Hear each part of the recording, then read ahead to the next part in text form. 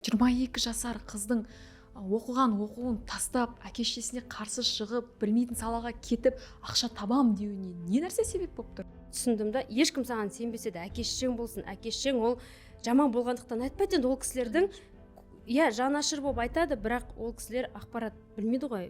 Көптеген енді олар соғыс көрген, ашаршылық көрген адамдармен тәрбиеленген. Мен бірақ нәрсе айттым да, жақсы, бәріне рахмет, мен сіздерге ренжімеймін, бірақ 3-4 жылдан кейін сіздер көресіздер нәтижесін деп. Голливудқа жеткен қара қыз деп жазған екен, сол нені білдіреді?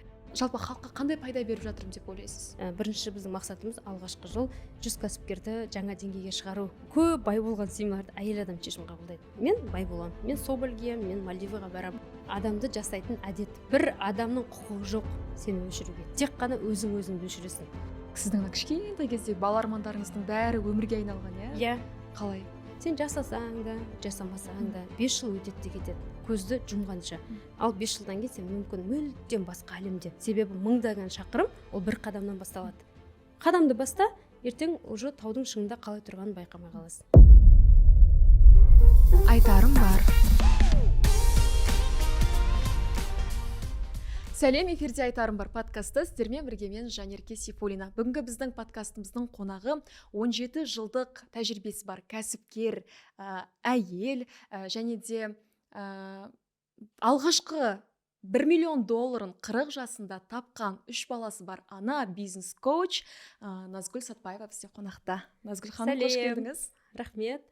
Бірақ 40-қа енді толамын. Да, әлі 39-дасыз ба? Демек 39-ға жетпей $1 миллион тауып отырсыз. Біздің подкастымызда алғаш рет кәсіппен айналысқан, осындай үлкен деңгейлерге жеткен кәсіпкер әйел сіз бірінші қонақ болып келіп отырсыз. Сондықтан сұрақтарымыз өте көп сізге қойылатын. Назгүл ханым, сіз өзіңізді жаңағыдай дипломды психолог деп таныстырған екенсіз. 5 жыл бойы психология мамандығын бітіріпсіз. Бүгінгі таңда сол мамандығыңыз бойынша жұмыс істейсіз бе, әлде оны тек бизнеске ғана қолданасыз ба? Иә, дұрыс, мен 5 жыл оқыдым бұл мамандыққа, арнайы кәдімгі ақылы жүйеде оқыдым, армандадым психолог болуға. Әсіресе кішкентай кезімнен американский кинолар көріп, андай елестетіп, кресло-качалкада отыратын бір мықты халықаралық деңгейдегі психолог ретінде өзімді көрдім. Бірақ енді айтады ғой, өмірдің 2009 жылдары кризис заманы болды біріншіден. Екіншіден мен кірдім өз профессиям бойынша жұмысқа, бірақ бір айдың ішінде қатты көңілім қалды десем болады. Енді профессиямнан емес, мемлекеттік жүйеден, себебі менің әке-шешем де мұғалім. 40 жыл менің әкем әлі 44 жыл болды мұғалім болып жұмыс жасайды қазір. Өте жақсы мұғалім, үлкен нәтижелерге жеткен. Бірақ мен өзім сол жерде отырып бір ай анализ жасадым да, Назгүл, сен қазір жарайды, бастамасы, жалақың да кішкентай, енді ескі қай жылы ол? 2019 жылы. 2009-да. Қай қалада жұмыс? Алматыда. Иә, мен Өскемен қаласында бітіріп, арман қуып, бай болам, мықты болам деп енді көп адамдар секілді Алматыға келдім.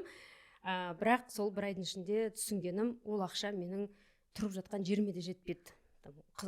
Қыздардың басқа енді косметика, киім дегенді айтпағанда, бірақ мен де оған шыдаушым, егер болашағымды мен елестеттім да, мама-папама қарап, жақсы маман, мықты беріліп жасады өз жұмыстарын, бірақ өкінішке орай енді былай айтқанда үлкен жетістікке жетпеді, әлемді көре алмады.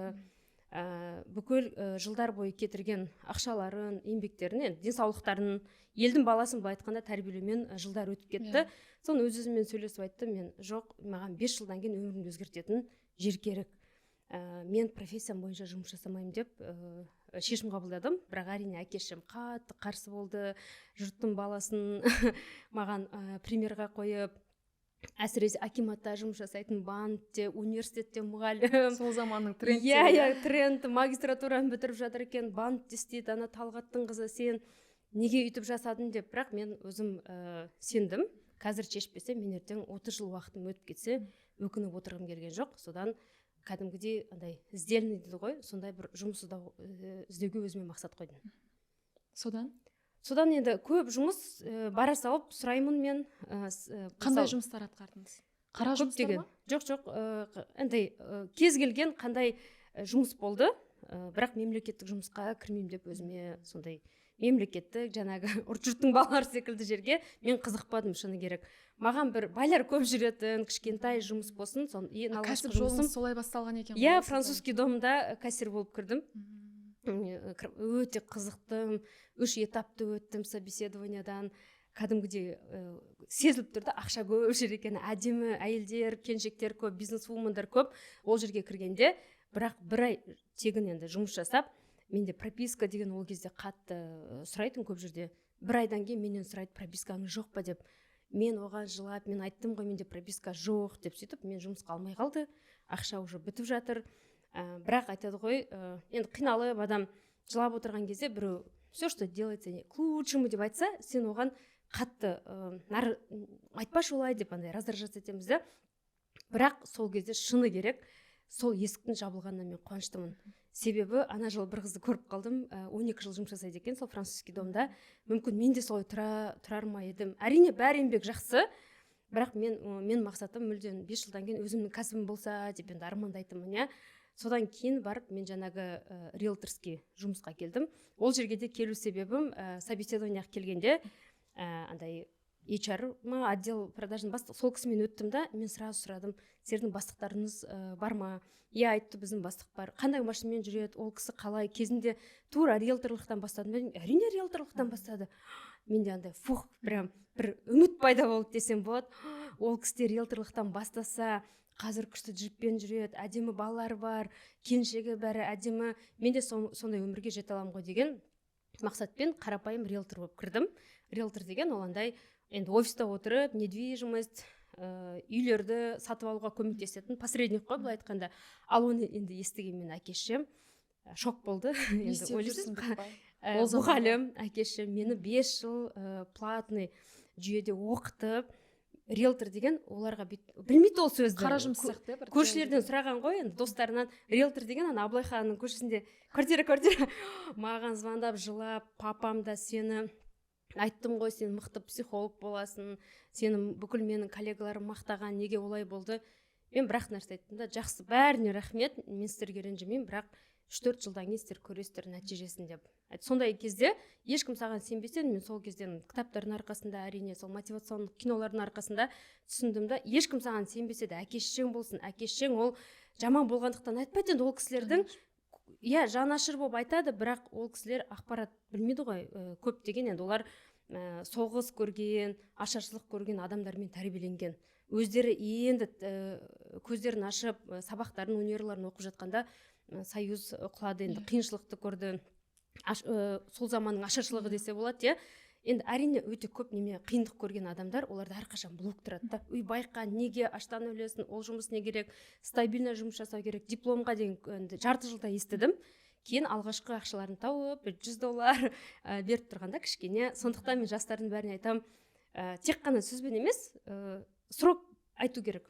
Мысалы, әйелдер кәсіп жасап жатқан болсын, ата-анасына да айту керек. Маған кішкене уақыт беріңіз, мен сізге армандап жүрген санаторийіңізға жіберем, Турцияңызға жіберем, той жасап берем деп, мысалы, мен өзім сөйтіп айттым. Шынымен оның бәрі орындалды.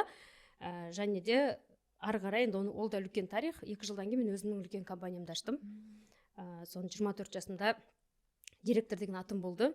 Оның да өзінің енді ашылу үлкен, арасында қызықты болса. Дұрыс тамақтануға қатысты компания жоқ, ол риэлторский.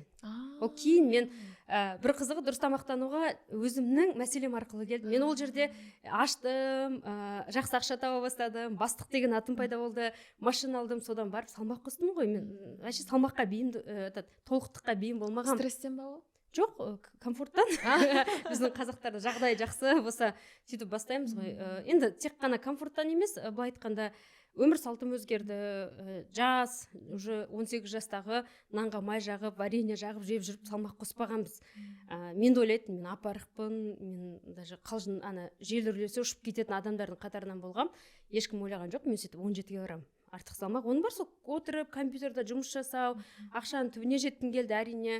2 інім бар, үйленбеген, өзім бар, күйеуге шықпаған, көп ақша табу керек болды. Мамамыз как раз сол кезде олар банкротқа ұшырап, қанша адам былай қолмен аяқпен жұмыс жасаса, мына жер жөнделмей, біріншіден, екіншіден өзімде ресурс, энергия азайған ғой, енді өзіме қарамай қалғам, дұрыс тамақтанбаймын, Red Bull ішіп отыра берем, кофе қазіргі. Қозғалмайсың. Иә, қозғалмаймын, содан кейін байқамай толық адамдардың қатарына кіріп, ал сол мәселемді шешем деп жүріп, ол жаңа басқа салаға келдім. Бөлек бизнес. Иә, ал жаңағы риэлторский бизнесте енді жаңа директорлыққа жетуім, онда мен инстаграмда бөлісуге тырысамын. Ол маңызды. Мысалы 50 риэлтор, менеджер десек болады, кез келген салада көп адам жұмыс жасайды. Бірақ бәрі егер де біздің мақсатымыз, мысалы мышлениеміз, өзіміздің бастыққа қарап, қызғана қарап емес, қызыға қараса, мен әрқашан қызыға қарайтын, ол кісі қалай сөйлейді, қандай притчалар айтады, қандай ой айтады. Себебі менің ойымда бірақ нәрсе бар. Ол кезінде біз секілді қарапайым риэлтор болған, бірақ қазір үлкен директор болып отыр. Ол кісі бүйтіп совещание жасап, лекция оқып, ақыл айтса, басқа адамдар басталды дейтін, а маған ұнайтынды. Сол кісінің тура маған арнап айтып отырған секілді. Және де бос уақытында мен бүйтіп мой мир деген сондай заманда болған агент. Агент сол жерде отырады, есағанға шығып темекі тартады, кофе ішеді. Мен өзі айландырған сол 1 сағат обедті де пайдаға жұмсауға тырысатынмын. Тура сол кезде ана кино шықты, Уилл Смиттің «Погоня за счастьем» деген. Сол киноны көргеніме шүкір, сол кинодан прям мәнау менің женский версиям деп өзіме андай мотивация алдым. Сол кезде, Назгүл ханым, сол кезде сіз жассыз, тұрмысқа шықпағансыз. 22-демін. 22 жасар қыздың оқыған оқуын тастап, әке-шешесіне қарсы шығып, білмейтін салаға кетіп, ақша табам деуіне не нәрсе себеп болып тұр? Менің ойымша себеп бізде Өскеменде тұрғанда алғашқысы біз андай семейден көшіп келді, съемный квартираларда тұрдық, 4 баламыз, көптеген үйлердің бәрі орыс адамдарда ғана үй бар да, қазақтардың бәрі үй жоқ адамдар секілді, көп адамдар бізді алмайтын арендаға. Кейін бірақ мен өз әке-шешемнен, әсіресе менің мамам өте сондай кәсіпкер, мышлениесі жақсы, қоймай жүріп жақсы арендаға үй алдық.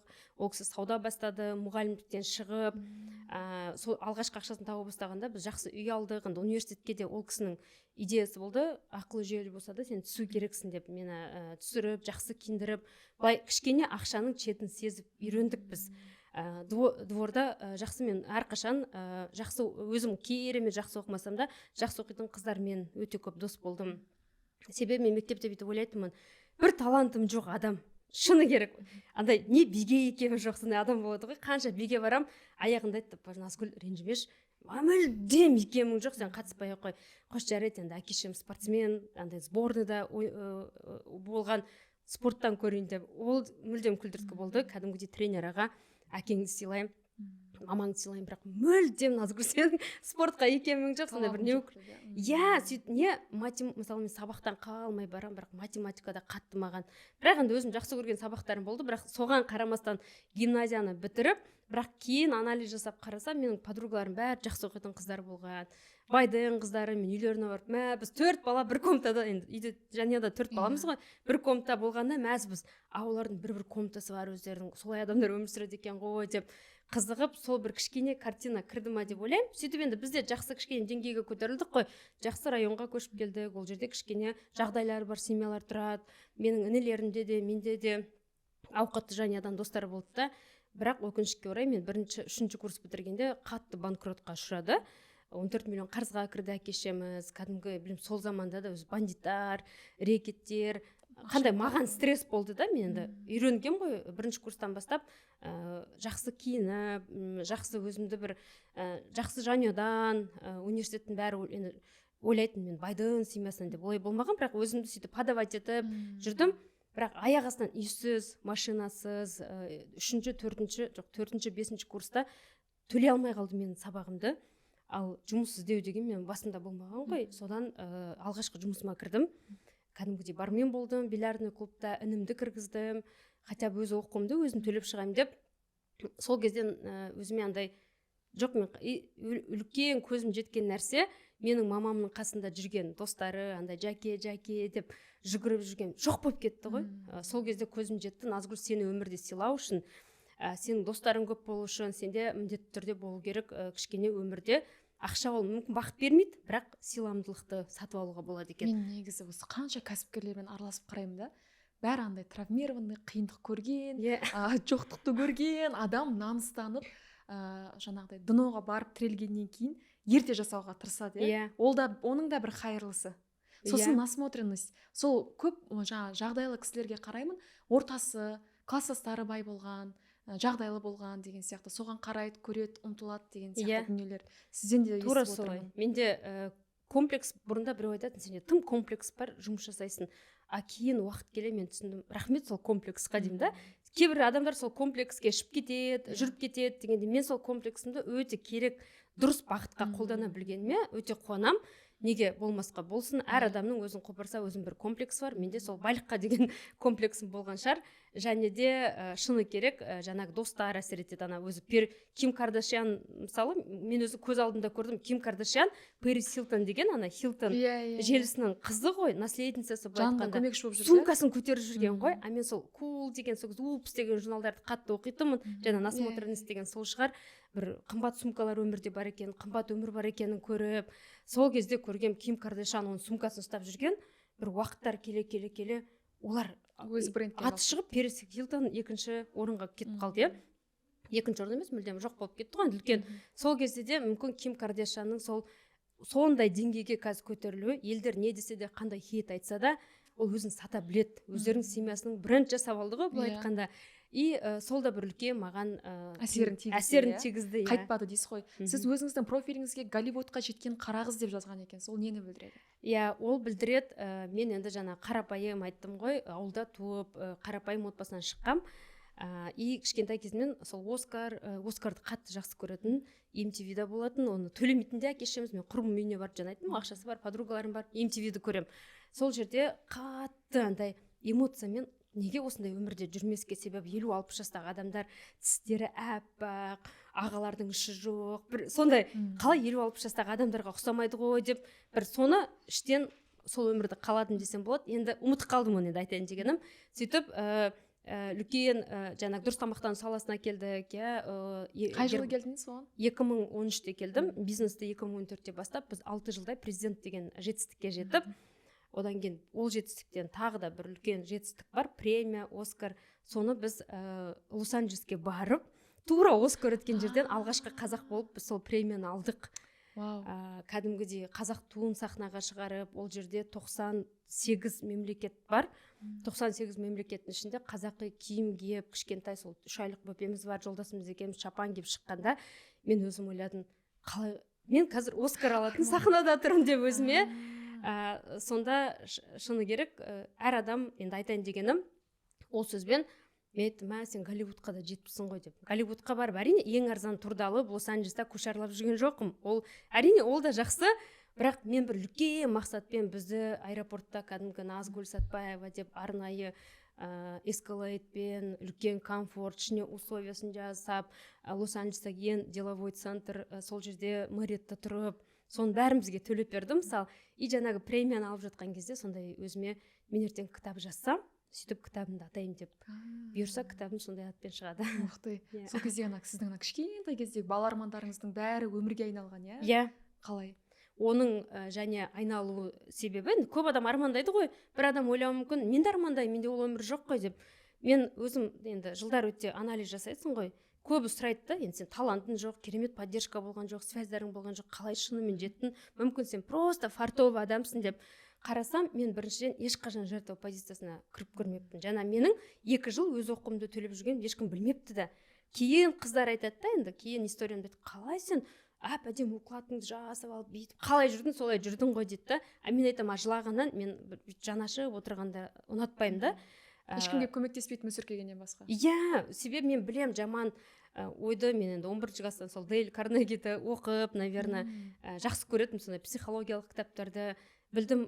Позитив Наталья Правдина ма бір шатасу мүмкін, бір сол визуализация жайлы кітаптар оқып, білдім, жаман нәрсені ойлай берсем, оны айта берсем, мен оны шақырам. Маған қазір ешкім көмектеспейді. Сен мүмкін әулетіңнің өмірін өзгертуге келген адам шығарсың деп. Өзіме іштен жұбатып, үлкен бір мотивация болды.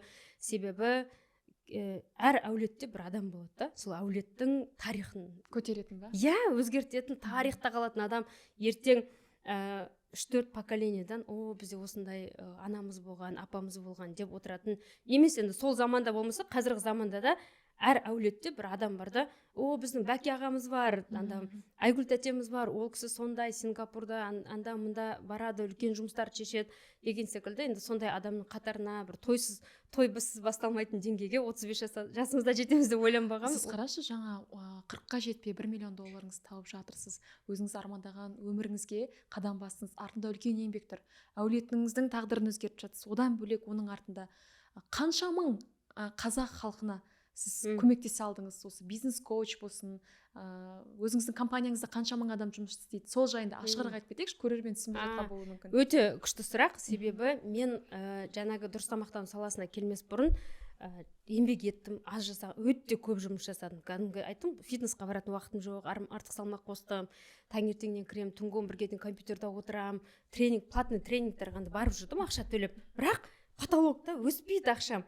Кейін мен оны түсіндім, менде миссия болмаған, менде тек қана андай ақша табу, оны мына жағын жапсам, мына жақтан пайда болады, мына жағын жапсам, жетпейді ақша. Шыны керек. Крысыбек, Крысыбек. Жетпейді. Содан өзім ойлап жүрдім, енді мүмкін мен шынымен миым жетпейді бұған, мүмкін шыны керек, елдер дұрыс айтады, көтерілу үшін саған сөз керек деген нәрсе, сондай бір ойыма тарақандар былай айтқанда кіре бастады.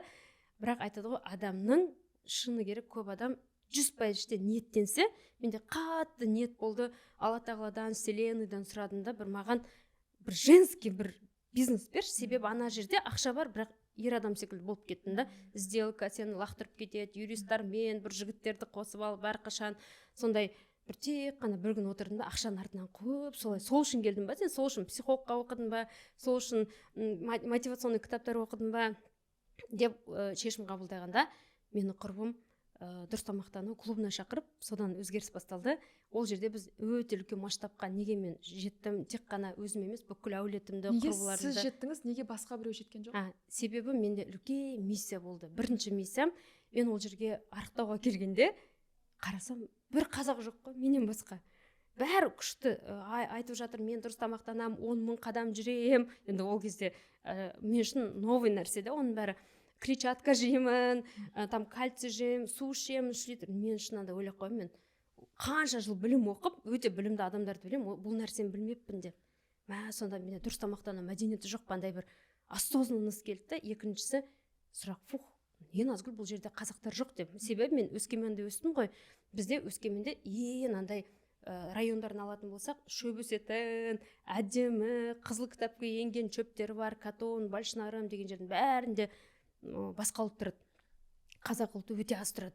Ал біздің әке-шешем шыққан жер Тарбағатай, Зайсан, өте жақсы жерлер, тоже керемет таулы, бірақ енді айырмашылығы бар да, тақыр жерге көп тұрады. И Өскемен қаласында да мынандай бізде VIP райондар болады ғой, сондай центр, енді Өскеменнің бір былай айтса үлкен бір горный гиганты, Баганашыл секілді жерлердің бәрінде басқа ұлт тұратын. Менің құрбыларым болды ғой, орыстың қыздар, солардың мамалары әрқашан сол заманда 98 жылдары бассейнға барып, жыл сайын андай мореға барып демалып.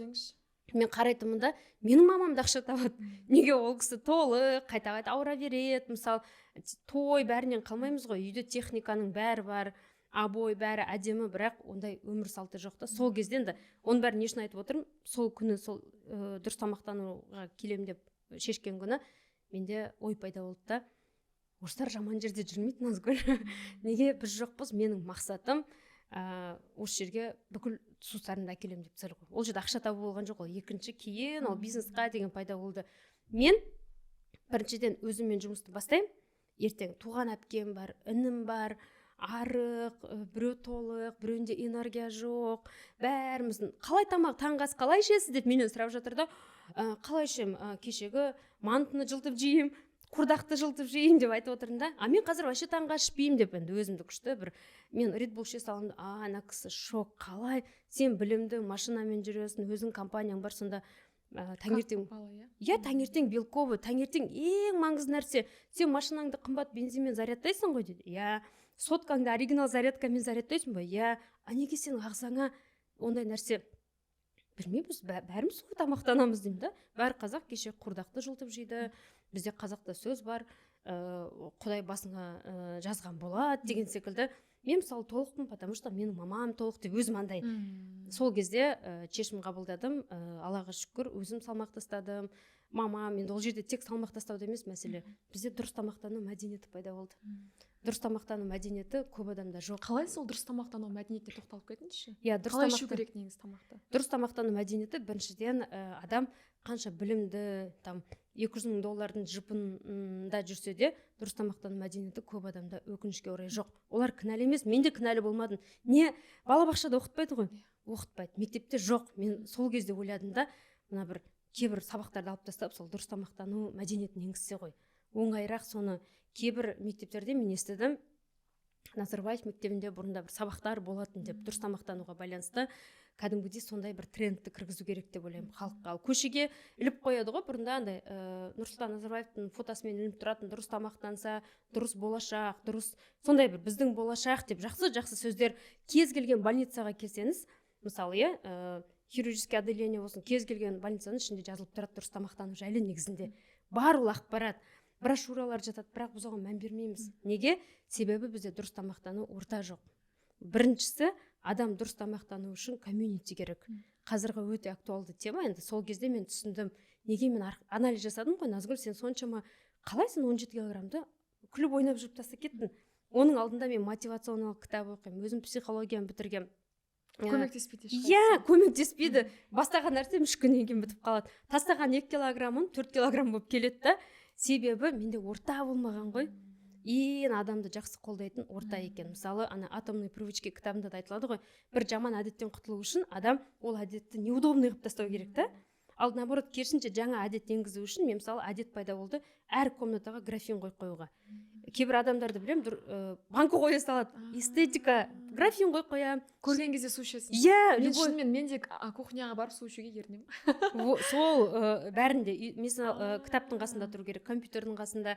Адамның миы бүйтіп жұмыс жасағысы келеді. Кухняға бару керек, күте тұрсын, диссертацияң бітіріп таста, конференцияң бітіріп таста дейміз. Еще графиндар бәрі бұрышта тұрса, бізде мысалы зарядтайтын, қалай қазіргі заманда төсек қонақ келгенде зарядканың қасына төсек салып береді ғой. Сол секілді қарау керек та, су әр бұрышта тұрса, және оны лимон кесіп, имбир кесіп, енді оның бәріне қол жетімді. Дұрыс тамақтану қымбат деген ол өтірік. Сразу айтқым келіп тұр, маған көп адам менімен енді былай айтқанда төбелесетін. Әрине, Назгүл, сен ерігіп жүрсің, байға шықпағасын, бала шаған жоқ, ақшаны сонда шашпағанда қайда шашасын. Олардың көп адамның ойында дұрыс тамақтану андай семга, авокадо, бір жасыл шөптер. Жасыл шөптер, андай яйцо пашот, блогерлар без глютена деп сөйтіп қабылдайды. Негізінде дұрыс тамақтану бәр адамға қол жетімді. Бірақ біздің қазақтар, мысалы айтып кетсем, қандай гарнир білесіздер десе, күріш, картошка, қамыр, макарон, гречка дегенді көп адам жемедік қой енді, шыны керек. Ал чечевица дегенді көп адам мүлдем танымайды. Таныстырасың, таныс қойыңыздар, мынау чечевица, мынау нут, көп екен. Көп деген белковый, кәдімгі пайдалы гарнирлар өте көп. Өзі капустаның өзін былай тушить етіп қойсаң, оның өзі үлкен гарнир. Біз мысалы пп бешбармақ жасап үйрендік, өте дәмді. Ең басты сорпа, ет дәмді болса, негізінде біздің қазақтар нағыз дұрыстам, біздің ата-бабаларымыз нағыз дұрыс тамақтанған адамдар ғой. Ол кезде суға пысқан ет, қамыр мүлдем, картошканы білесіздер, ол кезінде Россиядан келген, Россиядан Петр Первый ғой алып келген. Негізінде айран, құрт, ет болды. Және де бізде күйгізге келіп жеді ма? Себебі менен де көп адам бітіп айтатын, қош біздің ата-бабаларымыз бір қойды жей салып ауырмайтын, қазір бәрі экологиядан деп. Мен айтамын, ол кезде бір қойды жей салатын да, жарайды. Атқа отырып екінші ауылға шауатын. Екінші ауылға шауғанда оның бәрі құртылып кетеді. Қалай біз қазір түнгі 9-да жеп аласыздар? Қолда телефон, фитнес дегеніміз не ол? Қолда телефон, телевизор қолмен бәрі машинаның өзі қиналып жүргізбейді ғой, бәрі кнопкамен, лифттің бәрі кнопкамен. Содан мына қолға не бізде жұмыс жасайды. Содан ауру, бәрі жастардан бастап бәрі. Өте көп, себебі енді өте қорқынышты, себебі өте енді мен дұрыс тамақтану саласында орыс тілде де, ағылшын тілде де өте көп кітап оқыдым. Жаңа Криштиану Роналдудың жеке эксперттері, докторлары, сол кісілерден біз лекция, сабақ өттік. Сингапурда, Лос-Анджелеста, Лондонда. Сонда мен өзім шешім қабылдадым, біздің бүкіл мықты халық біз негізінде. Өзімізде қасиет өте көп, туысшылдық, айтпақшы менің бизнесімнің өсуіне сол бүйтіп туысшылдық көмектесті. Бізде өте, мен Өскеменде жұмыс жасадым ғой, орыс халқының ішінде мықты нәтиже алады, тәтең салмақ тастайды, дұрыс тамақтанып үйренеді. Бірақ қажет көп, енді бәрін айтпай ақ қой, 99% туыстарын әкелмейді да. Мен айтамын, неге сіз әкелмейсіз там деп, енді орысша былай да мотивация вообще. Ал біздің қазақтарда ақшасы жоқ болса да, мен келінімді алып келем, ертең ойбай, ол сөйтіп арықтағысы келіп жүр, менің інім салмақ қоса алмай жүр, менің деп сөйтіп өзіміз байқамай клубтардың желісі, жаңа айттық қой, комьюнитидің арқасы негізінде. Әрине қазір біздің нарықта бадылар көп, бір коктейльдер, бәрі жақсы, ол нарықта жүрсе жаманы жоқ. Мен ешқашан бір компанияға қарсы жаман ой айтпаймын. Бірақ біздің Гербалайфтағы сол мен өзім нені сатып алдым, мен ортаны сатып алдым. Бірінші, екіншісі мен консультант. Кәдімгідей маған звондайды кешке жақын. Назгүл, не жеп жатсың? Мен айтам, кәдімгідей шашлық жегім кеп тұр, нанға бауырсақ жегім кеп тұр десе, қазір тұра тұр, лучше осыны жеп ал дейді. Мысалы, магазинге бірінші дұрыс тамақтану мәдениетінде бірінші жаңағы су жайлы айттым ғой. Бұл үлкен нәрсе, қызықтарын айтып кетемін. Біріншісі, ешқашан адам кафеге, особенно андай все включено дейді ғой, қарны аш болып бармау керек.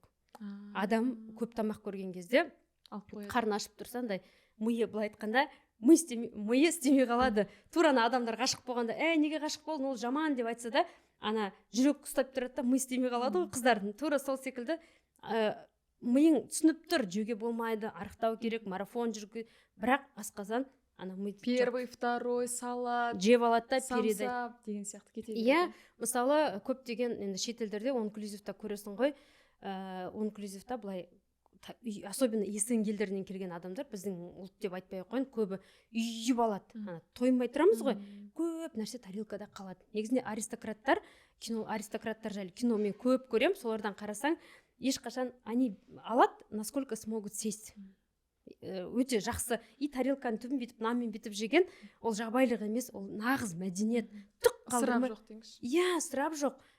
Және оның, мен мысалы сол дұрыс тамақтану мәдениетін түсіне бастаған кезде кафелерге қарап жүрегім қанша тамақтың қалып жатқан. Мен өзім тарихты қатты жақсы көргем.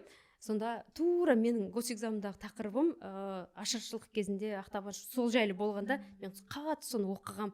Одан сайын қайтадан есіме алып оқып бастағанда кезінде ашаршылық заманда бір түйір бидайға зар болған ғой біздің ата-бабаларымыз.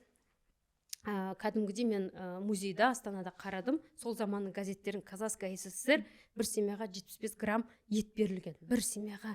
Ал қазір кафе тойларды мүлдем, оны айтсам қазір сағат кетеді, қанша тамақ, 700 килограмм тамақ тасталынатын шығар деп ойлаймын. Сол бір уыс бидай деген ашаршылық жайлы кино бар. Кәдімгі нәпсін тия алмай жатқан адамдарға мен айтам, или қонаққа барғанда первый, второй, третий жасайды ғой. Мен айтам, сіз кімге дәлелдеп жатсыз, керек емес, біз оның бәрін жемейміз деп, сол киноны көріп, көп адамдарға көмектеседі негізінде. Кішкене біз түсіне бастаймыз да тамақтың қадірін. Сол жаңа айтайын деген, қарын ашып бармау керек. Қарын ашып барған адам екі есе көп жеп қояды. Тамақ алуға да барғанда сен кіресің мысалы супермаркетке, мен тек қана сүт алам да шығам дейсің, там кефир алам да шығам. Ал магазиннің маркетингі, біз оны жатқа білеміз, супермаркеттердің маркетингі жаман өтпейтін зиян нәрсенің бәрі кіреберісте тұрады. Акция 2 кола алсаң, чипсы сыйлық, еще бәрі былай ғой, на уровне глаз дейді ғой, әдей адамға көрініп тұр. Өзіңіз байқасаңыз, пайдалы нәрселер төмен жақта тұрады, немесе үстінде тұрады. Тура на уровне глаз, ол чипсы, добавкалар бар, печеньелар, тәттілер, кәмпиттер. Енді маркетингтің ең маған ұнамайтын жері супермаркеттерде тура кассаға келгенде тәттілер тұрады. Сондықтан мен балалармен мысалы супермаркетке бармайтыным сол көп. Алмайын десең де бала ғой енді, ол истерика жасайды. Мысалы мен жол Марвиннің біздің қазақ кәсіпкерлер сатып алыпты, меломан, қазақ кәсіпкерлер алыпты. Енді ой екіге бөлініп жатыр, бірақ мен өте қуандым. Бірінші мақсат мармеладтарды алып тастаймыз деген. Мармеладтың бір 1045 түрі бар ол жерде. Мен сол комментарийді жаске қалып, қанша адамнан сөз естимін деп ойламадым. Ол мәселе халал, не халал да болған жоқ әңгіме. Біріншіден мен балаларымды ойладым да, өзімнің ғана емес, қанша қазір 2,5-3 жастағы балалардың тісі құрттап жүреді. Оның бәрі тек қана ол стоматолог. Қайдағы стоматолог? 2 жастағы, біз 15 жасыма дейін стоматолог көрмегенбіз. Ол заманда себеп тәтті біз үшін бір той болатын. Ал қазір тәттіні өте көп жегендіктен балалардың иммунитеті төмен, гиперактивность өте көп. Гиперактивность бар, енді репетитор алса да көп сабақ. Ең бірінші менің аналарға айтатыным, баланың денсаулығы тәттіні азайту керек. Ол жайлы мен де айтсам 3-4 сағат айта берем. Бұл тоқтамайтын әңгіме негізі папа деген тақырып. Қыздар, бәріміз өзімізді жақсы көрсек, бетіңізде пигментация, қарадақ, безеу сияқты проблемалар болса, онда Korean Buyers компаниясынан осындай тексерістен өткен, отзывтары мынандай тірі отзывтары өте көп өнімдерді тапсырыс бере аласыздар. Енді осы жаңа айтып жатырмыз ғой, сіз Гербалайф деген жаңағы дұрыс тамақтанудың президентсіз, қанша мың адам жұмыс істейді, қанша мың адамға тағдырына әсер еттіңіз сіз? жаңа сұрағымызға оралсақ. Иә, өте күшті сұрақ. Бізде Анжел санасам 10 мыңнан жоқ бізде кеңесшілер, кеңесші емес, біздің партнерлар бар. Партнер дегеніміз ол алып амбассадор секілді басқа адамдарға айтып жүретін нағыз профессионал түрде жұмыс жасайтын 500-ден астам кеңесшіміз бар. Біз мақтанамыз, мүмкін уже 5 мыңнан көп жуық адамға 5 мың килограмм әлемді жеңілдеттік деп біз мақтанамыз. Миссиямыз өте күшті.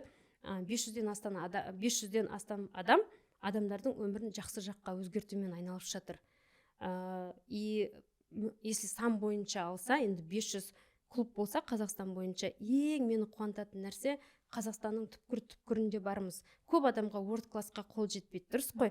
Бәр адам диетологты төлей алмайды, психологты төлей алмайды, мықты керемет крутой ортаға кіре алмайды. Даже көптеген келіншектер фитнес-клубқа барайын десе де бір Nike-тың кроссовкасын алу керек секілді, ана әдемі қыздардан комплексовать етеді. Біздің клубтардың мақсаты кез келген келіншек өзін ол жерде жақсы сезіну керек. Салмағы үлкен болса да, алғаш рет депрессиядан шығып отырса да, ешқашан үйінен шықпай 10 жыл отырып қалса да, томпақ болса да, күйеуінің трикосын кикесе де, былай айтқанда бізде сөгу деген жоқ. Біз өзіміз кеңесшілердің бәрін солай оқытамыз. Себебі бәр адам көмекке, былай айтқанда, өзгеруге ешқашан кеш емес, көмек алуға мүмкіндіктері бар бәрінің. Ауылдарда дұрыс тамақтану мәдениетін жөндеп жатырмыз. Сонда санаса енді 500 кем дегенде бір клубта 20-25 адам болады. Бізде 100 мыңнан асады деп ойлаймын. 100 мыңнан асады, көптеген адамдар. Осы Гербалайф сетевой деп жаман қарайтын адамдарға не дейсіз? Мен егер жаман қарап келіспеймін десе, біріншіден мен ешкіммен спорға түспеймін. Себебі біріншіден провокатор адамдар бар. Екіншіден басқа компанияны жамандасын деп мен ондайға берілмеймін. Себебі әр компаниядан адам нәтиже алып жатса, ақша тауып жатса, неге жаман емес.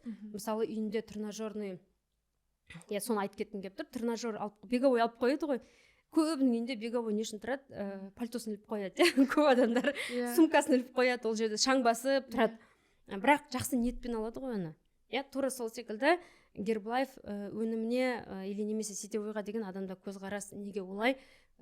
Көп, менің ойымша, адамдардың мақсаты сатып кету. Сатқанда адамда эмоция мықты ғой, арықтап кеткен секілді, сен осыны ішсең күшті болып кетесің. Кез келген нәрсені қандай мықты болса да, мен айтамын, Дайсонды да мысалы алсақ, сен Дайсонды алғанмен, сен оны жасау, Дайсон өзі жасамайды ғой. Қолданып үйрену керексің. Басты жуу керек, қолданып үйрену керексің. Мен өзім Дайсонды жасау үшін арнайы мастерға барып ақша төлеп үйрендім.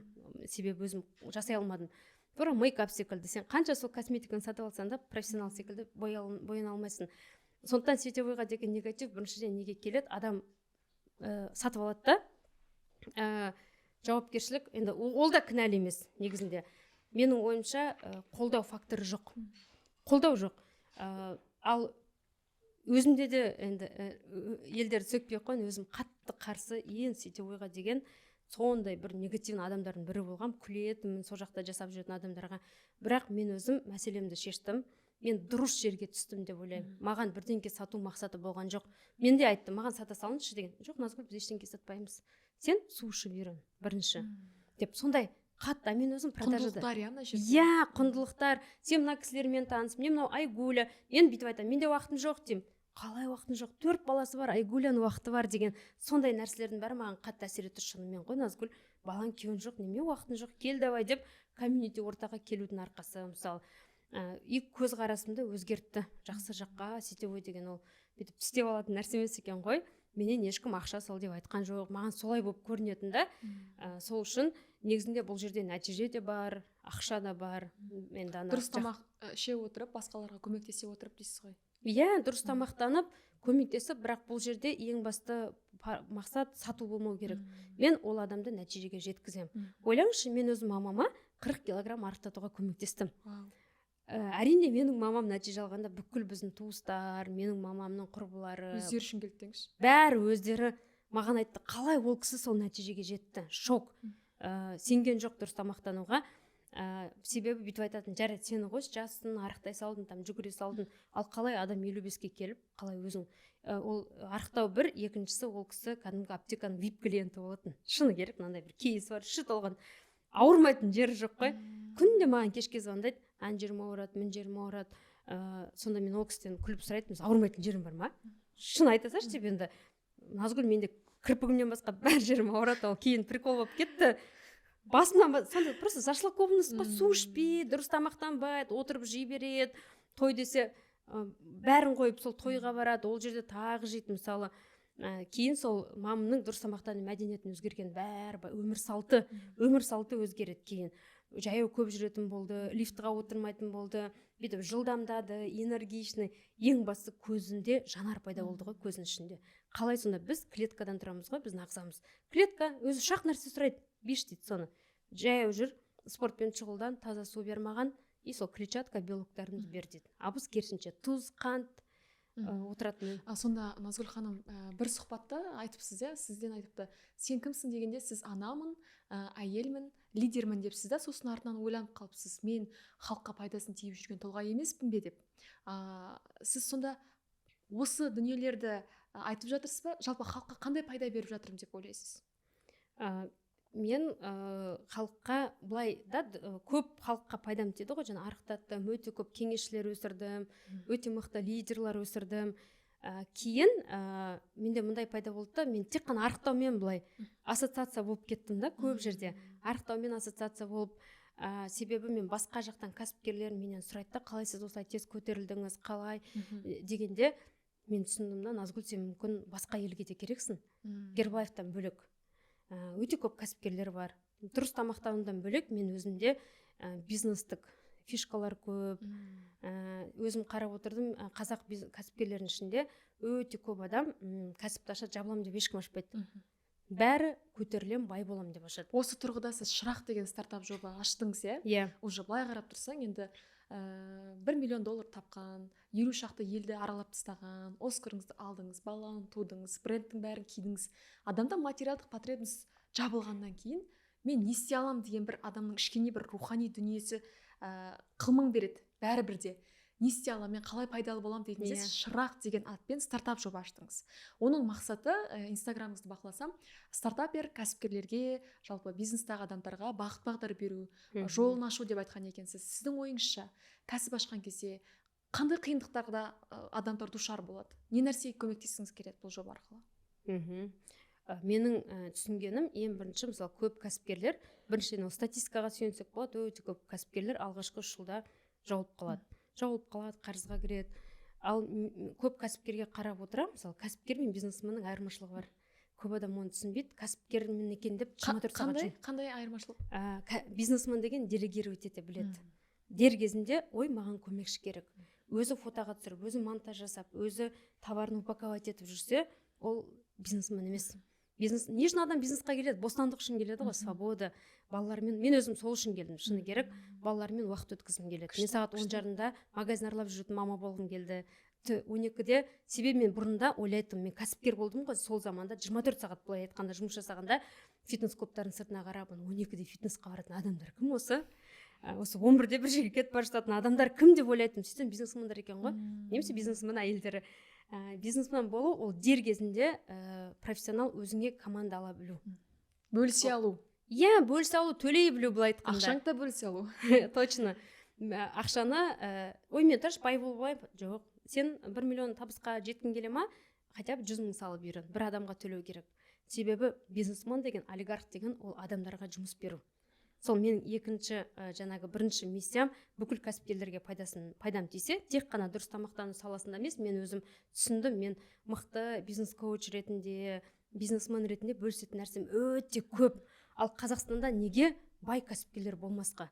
Қазақстанның нағыз патриоты болсаң, бай болсаң, үлкен бір көмек деп ойлаймын. Налог, біз мысалы 30-40 миллиондық налог төлейміз, жыл өте үлкен налог. Бірақ қуантам, налог көп болған сайын, ол біздің көп табатынымызды білдіреді. Дұрыс қой? Неге барлық кәсіпкер сондай налог төлейтін болса, шынымен біздің ел өте үлкен деңгейге көтерілетінін білем. Сол екіншісі, жаңағы былай айтқанда, басқа салада, мысалы мен кез келген ортаға келсем, мен тек қана дұрыс тамақтанумен ассоциация, бәрі сол сұрақты қояды. Сонда ойланып отырып өзіме сұрақ қойдым да, сен тек қана арықтату емес, бизнес кәсіпкерлерге үлкен көмегің тиіп жатыр ғой. Иә, мұнан шақты 100 мың шақты компанияны ұстау да оңай емес, оған да бизнес мышление керек деген сияқты. Иә, мысалы жаңа айттым ғой, кәсіпкер, бизнесмен, және де SEO дегенді білеміз бәріміз, иә, руководитель, енді қазақша басқарушы ғой, басқарушы, лидерлік, руководитель, сондай бір адамда қасиет болу керек, болмаса дамыту керек. Себебі кәсіпкер, сен қандай көп кәсіпкерде еңбекқор, жұмысты жақсы жасайды, мұндай позиция болмау керек. Незаменимых людей не бывает деген. Жоқ, адамды оқытып тәрбиелегеннен кейін сол кадрды ұстауға тырысу керек. Себебі адам жаман емес, сіз дұрыс, мысалы мықты адамның сөзі бар да, мен мықтыларды оқытпаймын, мен мықтыларды алам жұмысқа деген. Сол секілді, мысалы, орында сай келетін, СММщик, сай келетін ассистент, өз жұмысын жақсы жасай алатын адам саған ұнап тұр ма, мінезі, жасаған жұмыс ұнап тұр ма, сол адамды ұзақ мерзімде сақтап қалуға тырысу керек. Оны сақтау үшін адамда кішкене лидерлік, руководительский жақсы бір навык болу керек.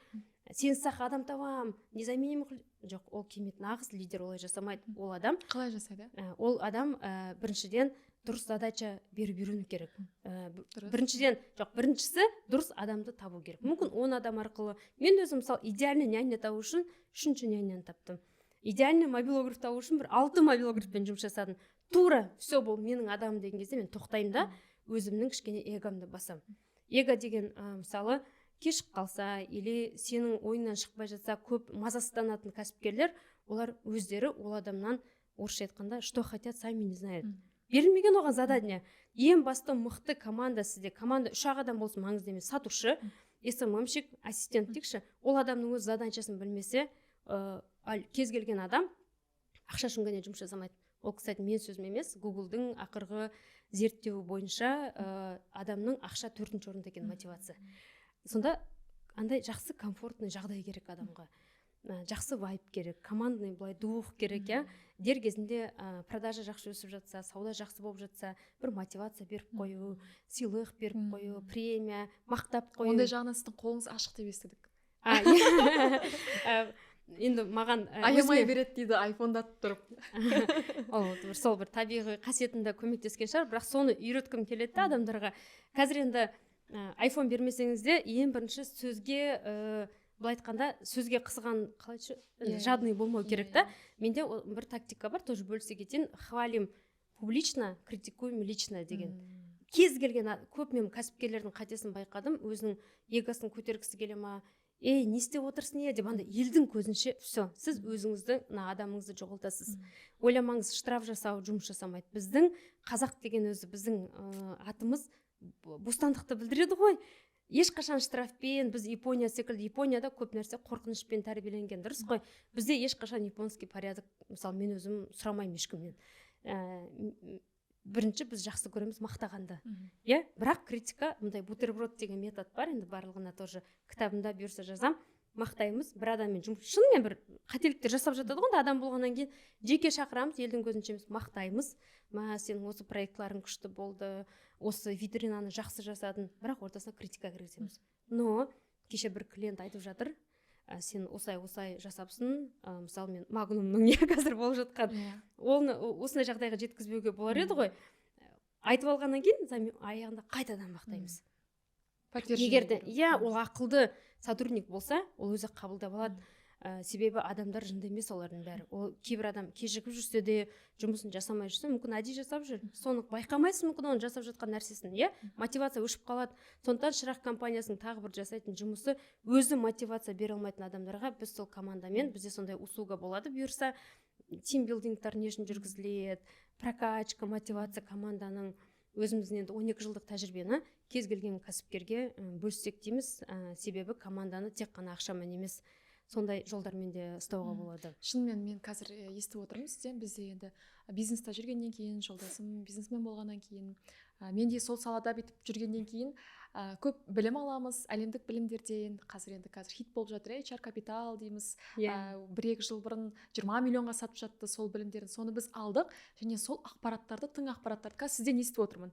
Көрермен бүйтіп ойлауы мүмкін, әшейін айтты деп. Негізі айтылып жатқан ақпараттардың барлығы тың. Шынымен сен кәсібің жүру үшін сен беріп жатқан задачаңды, конечный результат дейді ғой. Соңы нені қалайсың? Алманы қалайсың ба, жүзімді қалайсың ба деген сияқты. Нақты соны берсең ғана жаңағыдай жаныңдағы қызметкер нақты жұмысты орындай алады деген сияқты. Сосын духты түсірмеу, қол астындағы менеджерларға бірден шығып кетпей, ортадағы директор арқылы задача беру, өзің жаманатты болмау, сосын бутербродация деп жатсыз. Соның барлығы үлкен бір суммадағы қаржыда біз білім алған ақпараттар, негізі қолдана білгенге. Сондықтан тың дүниелерді естіп жатырмын. Демек бұл дүниелер шырақта мүше болған адамдарға демек тың ақпарат беріледі деген сөз, барлығы. Системасы болсын, басқару болсын, коммуникация болсын. Дұрыс, өте күшті сұрақ. Осы жерін айтайын дегем. Көп кәсіпкерлер мұндай бүйтіп ойлаймыз емес, шынымен бізде бар мүмкіндік, көбінде жоқ, дұрыс қой. Бізде енді капитал болды, ана бизнестен ақша тауып салдық соны бір тренингтерға, мен де үлкен ақшаға сабақтар алдым, бірақ көп кәсіпкерлерде ол мүмкіндік жоқ қой енді. Шынымен офистің арендасын әрең жауып отырған адам, қайдағы 20 миллионға, енді бір клубтар бар, өте бизнесмендардың мүшесі болу үшін, ретрит бар, анау бар, ол 1 миллионнан кем емес, ол шыны керек. Ал қарапайым, міне кеше ғана алғашқы 500 мың тауып бол үшін 500 мың деген ол адамға 5 миллиондай ақша ғой, шыны керек. Ал біз мына жерде 50 миллион, 40 миллион жайлы әңгіме айтып отырсақ, әрине ол адамдар қош, осы жерінде жүре берейінші, әйтеуір наныма шайыма жетеді дейді. Былай айтқанда өзіне сенбейді. Ал шырақтың басты миссиясы кез келген кәсіпкерге қолжетімді жасау. Бұл білімді, біріншіден көп білім, именно бизнесқа келгенде дело производства, жаңа команда, HR-ға көп орысша. Біздің Қазақстан өзінде өкінішке орай ақпарат мүлдем жоқ. Даже дұрыс тамақтану жайлы мен кезінде YouTube-тан енді өзімше іздедім, мүлдем жоқ қой. Қаншайлы, сондықтан үлкен бір, кстати, жетістікке жетудің бір құпиясы сол шығар. Мен бүкіл нәрсені қазақшаға аудардым. Орысша бәрін тауып аламын да, кітаптардың бәрін қазақшаға қаншайлы, тұр жайлы, жаңағы зат алмасу деген бәр, ол маған көмектесті. Мен өкінбеймін, қазір енді жақсы, ақпарат көбірек, бірақ бизнесқа келгенде жаңағы ақпарат аздау. Тура жаңағы кәдімгі традиционный бизнес дейді ғой, твердый нишаға келгенде ақпарат, соны шырақ көп адамның мәселесін, көп кәсіпкердің шешетін білем, қол жетімді, ол жерде үлкен миллиондар жайлы жоқ. Себебі біз қазір енді даладан келе салып ол жерден ақша табу емес мақсат. Бірінші біздің мақсатымыз алғашқы жыл 100 кәсіпкерді жаңа деңгейге шығару. Бірінші, екіншісі жауылып жатқан бизнестар, малый предпринимательствоны жабылудың санын азайту. Тура кәсіпкер секілді. Мен мысалы жанұялық психологтар айтатын шығар, бірде бір келіншек айырылсам деп күйеуге шықпайды. Бәрі ел барған жерімді бақытты қылсам деп ойлайды, өзім бақытты болсам деп ойлайды. Бірақ статистикаға сүйенсек өте үлкен, ажырасу Қазақстанда. Тура кәсіп солайды. Бір кәсіп, мысалы қазір налоговыйда бостандықскийда бір адам ашып жатыр. ИП, патент, бірдеңке. 10 адам жауып жатыр дейсіз ғой. 10 адам жауып жатыр. Өте ол айқын барлық статистика. Соны оқып, мен көріп, ал басқа елде мысалы, себебі біздің енді кішкентай кезімізден жаңағы байлыққа деген көзқарас кішкене бөлек, мультиктардың өзі андай байлардың бәрі жаман, тұра бір жаман сүйкімсіз адамдар, бір бизнес байлық десең бір рекеттер, бригада киносы солай ғана елестейді, өліп қаласың аяғында обязательно. Мен өзімді сөйтіп андай программа жасамақшы болды көп адам. Ал американдық кинолардың арқасында әйтеуір қол жетімді, соған рахмет айтам. Назгүл, сіз сенесіз бе, сіздің осы шырақ жобаңызда қазақ кәсіпкерлердің бас қосу өте қиын ғой? Бәрі бір 91, бір скриптонит, бәрі өз алдынан жұлдыз. Қалай ойлайсыз? Мен сенем, себебі нарыққа мен шықтым. Себебі мен өзім үлкен бір айттым, бағана талантым жоқ дедім ғой, менің бір үлкен талантым бар екен. Мен кішкентай кезімнен өзім байқамай нетворкер болғам ғой. И мүлдем қасиеті жоқ адамның қасиетін көтере білем да, мақтай білем. Бұрында менің потенциалын аша білесіз. Аша тура бір адам көрмей отырған нәрсені көре білемін. И бір жерге демалуға барғанда да мен адамдарды таныстырғанда достарым айтады, мә сен өзіңді олигарх сезініп кеттің ғой деп күшті қылып таныстырамын екен. Магнат, сондай бизнестің саласы, барсаңыз күшті, мысалы сатып жүресіз кез келген. Мен 11 жыл инстаграм жүргіземін, бір ақша алып көрмегенмін әлі, реклама ештеңкеге, бірақ сатып жүріппін, айтып жүріппін, сол жақсы көремін. Соны қазақ кәсіпкерлерін қосу, ол уже менің жұмысым. Себебі мен түсінемін, оларда жұмыс бар, анау бар, эго бар, анау енді бәрі. Қазір бір жерге 100 кәсіпкерді отырғызып қойсаң, олар өздерімен өздері барып таныспайды. Сәлем, қалайсың демейді ғой. Бәрі өзі бір тұлға ғой ол жерде отырған. Себебі адам универ бітіргеннен кейін дос табу өте қиын, оны бәріміз білеміз. Тут дос тұрмақ жаңа бір бизнес партнер, анау өзінше бір крутой, мынау өзінше крутой, а мен жұмысым оларды давай Сауле, как раз сен кімсің, сен методологсың, мына кісінің садигі бар деген секілді бүйтіп бір-біріне интерестарын ашу керек та. Оларға не керек? Кәсіпкерге интерес ғана керек.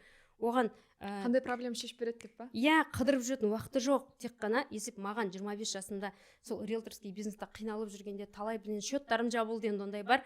Сол кезде мен сондай ортаны армандайтынмын. Мен беруге дайын болар едім, шынымен. 2 киім алған ақшаны соны беруші едім. Себебі сол кезде мен қатты шетелге ешқайда қызықпадым. Орта тапсам ғой деп ойлайтынмын да. Ал егер қазір сол дайынды бүйтіп әкеп тұрмыз ғой.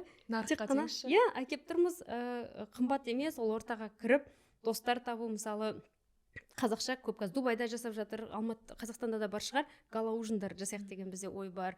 Ол гала ужинда кәдімгідей номинациялар беріледі, бәр таза қазақша, және де номинациямен бөлек кәдімгідей LED экранға ол кісінің өткен жолы видео көрсетсек, сондай эмоциональный QR-кодпен инстаграмын қойса, бәр кәсіпкерді көріп, ол крутой деп ойлады, өткен жолды көрсетсе, сендей адам, мендей адам деңізші. Иә, уже бір-бірін сатып алады олар сол жерде, бір-біріне басқаша көзқарас. Комьюнити ортада қалай танымаған адамды, немесе жаңа таныстықтағы адамды серіктес қылуға болады? Әдіс тәсіл бар ма? Енді сіз айтып жатырсыз, коммуникабельная деп, ол американдықтардың қанында бар, иә, мысалы.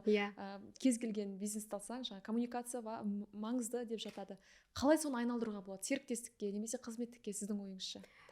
Ол біріншіден адам дамыту керек эмпатиясын. Қазір енді айтады ғой, қазіргі заманда адамды бұрында жұмыс қалғанда IQ-на қарайтында білімді болу керек. Көп уже топ-менеджер бастықтардың бәрін қазір EQ-на қарап алады. Эмоциональный интеллект дейді. Даже Starbucks-тың ауқымды түрде 10 жылдың ішінде қатты көтерілгені сол SEO-ны ауыстырғаннан екен. Тура SEO-ны ауыстырып, ол кісі әр директордың тілін таба білген ғой. Ол қалай енді қысқаша былай қазақша түсіндіргенде, отырған адамда, кез келген адамда мына жерінде жазып тұрады, менің маңыздылығымды көрсет деген. Ал көп адам отырып жатты, менде проект бар, маған беріңізші инвестиция деп. Ал ол адамды біріншіден тыңдап үйрену керек. Сұрақ қойдың ба, сұрағын тыңдап үйрену керек, және ол адамның интересін көрсету керек.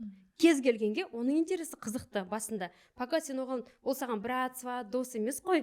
Былай айтқанда родной емес, сен оған отырып алып, менде осындай бизнес бар, сен маған реклама жасап берсең деп. Кешеден мен бір өте ауқатты адамдармен сөйлестім. Сол осы амбассадор болу жайлы біздің шыраққа сразу өз интерестерінен бастадым мен. Әр адамға сол қызықты. Мысалы, менің кішкентай лэшмейкер студиям болса, мен өзінің подписчиктері көп адам болса, ол кісіге келіп, маған реклама жасап бересіз ба, емес. Бірінші комплимент айту керек, оны мақтау керек, жетістіктерін. Мен сізді клиенті болу керек па? Клиенті болу керек. 2017-тен бастап мен сізді қарап жүрмін деп общий коллаборация жасасақ қалай болады? Менде осындай сізге ұсыныс бар. Егер де сіз бір жыл менің салонның амбассадоры болсаңыз, 1 жылдық пакет тегін сізге деп, мысалы, Қалай, подход, сөйтіп уже басқаша. Оның өзі кәсіпкер бізбен жұмыс жасағанда, мысалы, ол көп жолы бар, мен жай ғана бетін айтып жатырмын. Демек, шырақ жобасында бір от А до Я деген сияқты басынан аяқ бір өзінің жүйелі оқыту, айтылу керек, көрсету керек, бөлісетін дүниелер бар ғой. Программа құрылып жатыр ғой. Иә, ішінде мысалы бір айтады ғой, бүйтіп аты бар ма? Мысалы, жеке бренд бәрі айтып жатыр ғой. Жеке брендтің бәрі видео түсіру керек екен деп ойлайды адам, немесе блогер. Оның ішінде үлкен артықшылықтарын айтып кетіңізші, міне деп көрерменге. Біріншісі, ол жерде кәдімгі артықшылығы, адам курсқа барады да, оқиды да, мотивация алады да, өшіп қалады. Дұрыс қой? Сондықтан курс алумен ауыратын адамдар бар. Ала береді. Ал бізде артықшылығы, бізде курс емес, бізде кәдімгі сопровождение, былай айтқанда. Сіз кез келген, мысалы, диджитал команда алдыңыз ба, бізде диджитал команданың директоры бар. Тек қана сол командамен қалай жасау керек. Бізде андай болмайды, 10 шақты курс сатып салып, наставничество сатып салып, менде уақытым жоқ кейін деп енді көп көріп жатырмыз. Ондайды да біріншісі кәдімгі живой, былай айтқанда, қолдау. Сұрағына жауап беру, мысалы задача беріледі. Задачаны, мысалы, мен өзім айтам, ашқашан 3 күннің ішінде адамда ол тек қана сөз. Уже 10 күнде ол кішкене іс-әрекет, 21 күнде ол әдет. Уже 90 күннің ішінде алғашқы результат деп айтам. Көп адам сол 90 күнде алғашқы результатқа дейін, былай айтқанда, қолдау ғой. Задача беру, мысалы, дүйсенбі бердік па, сенбі күні сұрау. Не жасадың, кәне? 4 рилс түсірдің ба? Жақсы. 5 сотрудникке комплимент айттың ба? Жақсы. 2 сотрудникті кафеге апардың ба? Жақсы деген секілді. Себебі ақпарат көп адамдікі, біздікі мынандай, менің басымда ақпарат. Ода қазір мынандай бизнес ақпаратқа ми дайын емес, ол ештеңе білмейді деген сөз емес. Мен өзім сондай болғам. Біздің басымыз пока осынша қабылдайды. Кейін осынша поэтапно. Ал келіп таңертең кешке дейін мотивацияны беріп 3 күннен кейін не деп айтып еді деп там лекцияңды алып қарап отырасың. Мына жерде тапсырма и практика дейсіз ғой. Иә, тапсырма және де нәтиже. Нақты оның командасымен жұмыс жасап береміз. Тек қана ол кісі, мен өзім түсінемін, мысалы, менде уақыт жоқ көп нәрсеге. Менде бірінші орында әрқашан денсаулығым, спорт, бала, кейін менде бизнес. Сондықтан максимально делегирование. Егер де менің, мысалы, бір рет болды, бір сабақ алдында бара алмадым, өзімнің көмекшімді жібере салдым. Ол басқа адамдарға оны жібере алады. Тура сол секілді бұл жерде де диджитал командасын жібере салады. Мысалы, даже няня алам деп жатса, ассистентті няняны алуға ертең көмектесетін болса, себебі систематизацияға. Иә, ассистент ана жолы менен бір жақсы ақша табатын адам сұрады да, мен алдым дейді ассистентті. Қасымда жүреді дейді, не істеу керек ол? Не айтарын білмеймін дейді. Кейбір білмейді, иә, соны өзі ассистентқа қандай задача беру керек. Ассистентті няня қылып жібермеу керек та, балаларын да қаратып қояды деген кейбір адам. Продуктыға да жіберіп қояды мысалы. Содан кейін әрине жұмыс жасағысы келмейді. Ассистент өзінің ана киноларда «Дьявол носит Прада», «Ассистент звезды» деген кинолар бар. Прям өзін бір жақсы ортада сол кісімен жүріп, пайдалы екенін сезіну керек. Оның өзін сол шырақта айтам. Үшіншісі сол комьюнити, орта. Бұйырса жоспарымыз бар, бірге шетел аралау, бірге тауға шығу, бірге спортпен шұғылдану дегенде, бір-біріңіздің кәсіптеріңізді дамытып жатқан фишкаларды бөлісу, иә, себебі адам кәсіппен айналыса бастағанда ол кішкене қиял ғой, қиял адам ортасы оны прикол ұстай бастайды. Мен өз басымнан өткен, ой, біздің миллионер келе жатыр, біздің олигарх келе жатыр деп, сен мінезің енді сабырсыз болсаң, олармен ұрсасың, сөз қайтарасың, немесе ренжіп қаласың, травма алып қаласың, немесе жауып тастайсың, немесе бәріне нет дейсің, басқа орта іздейсің.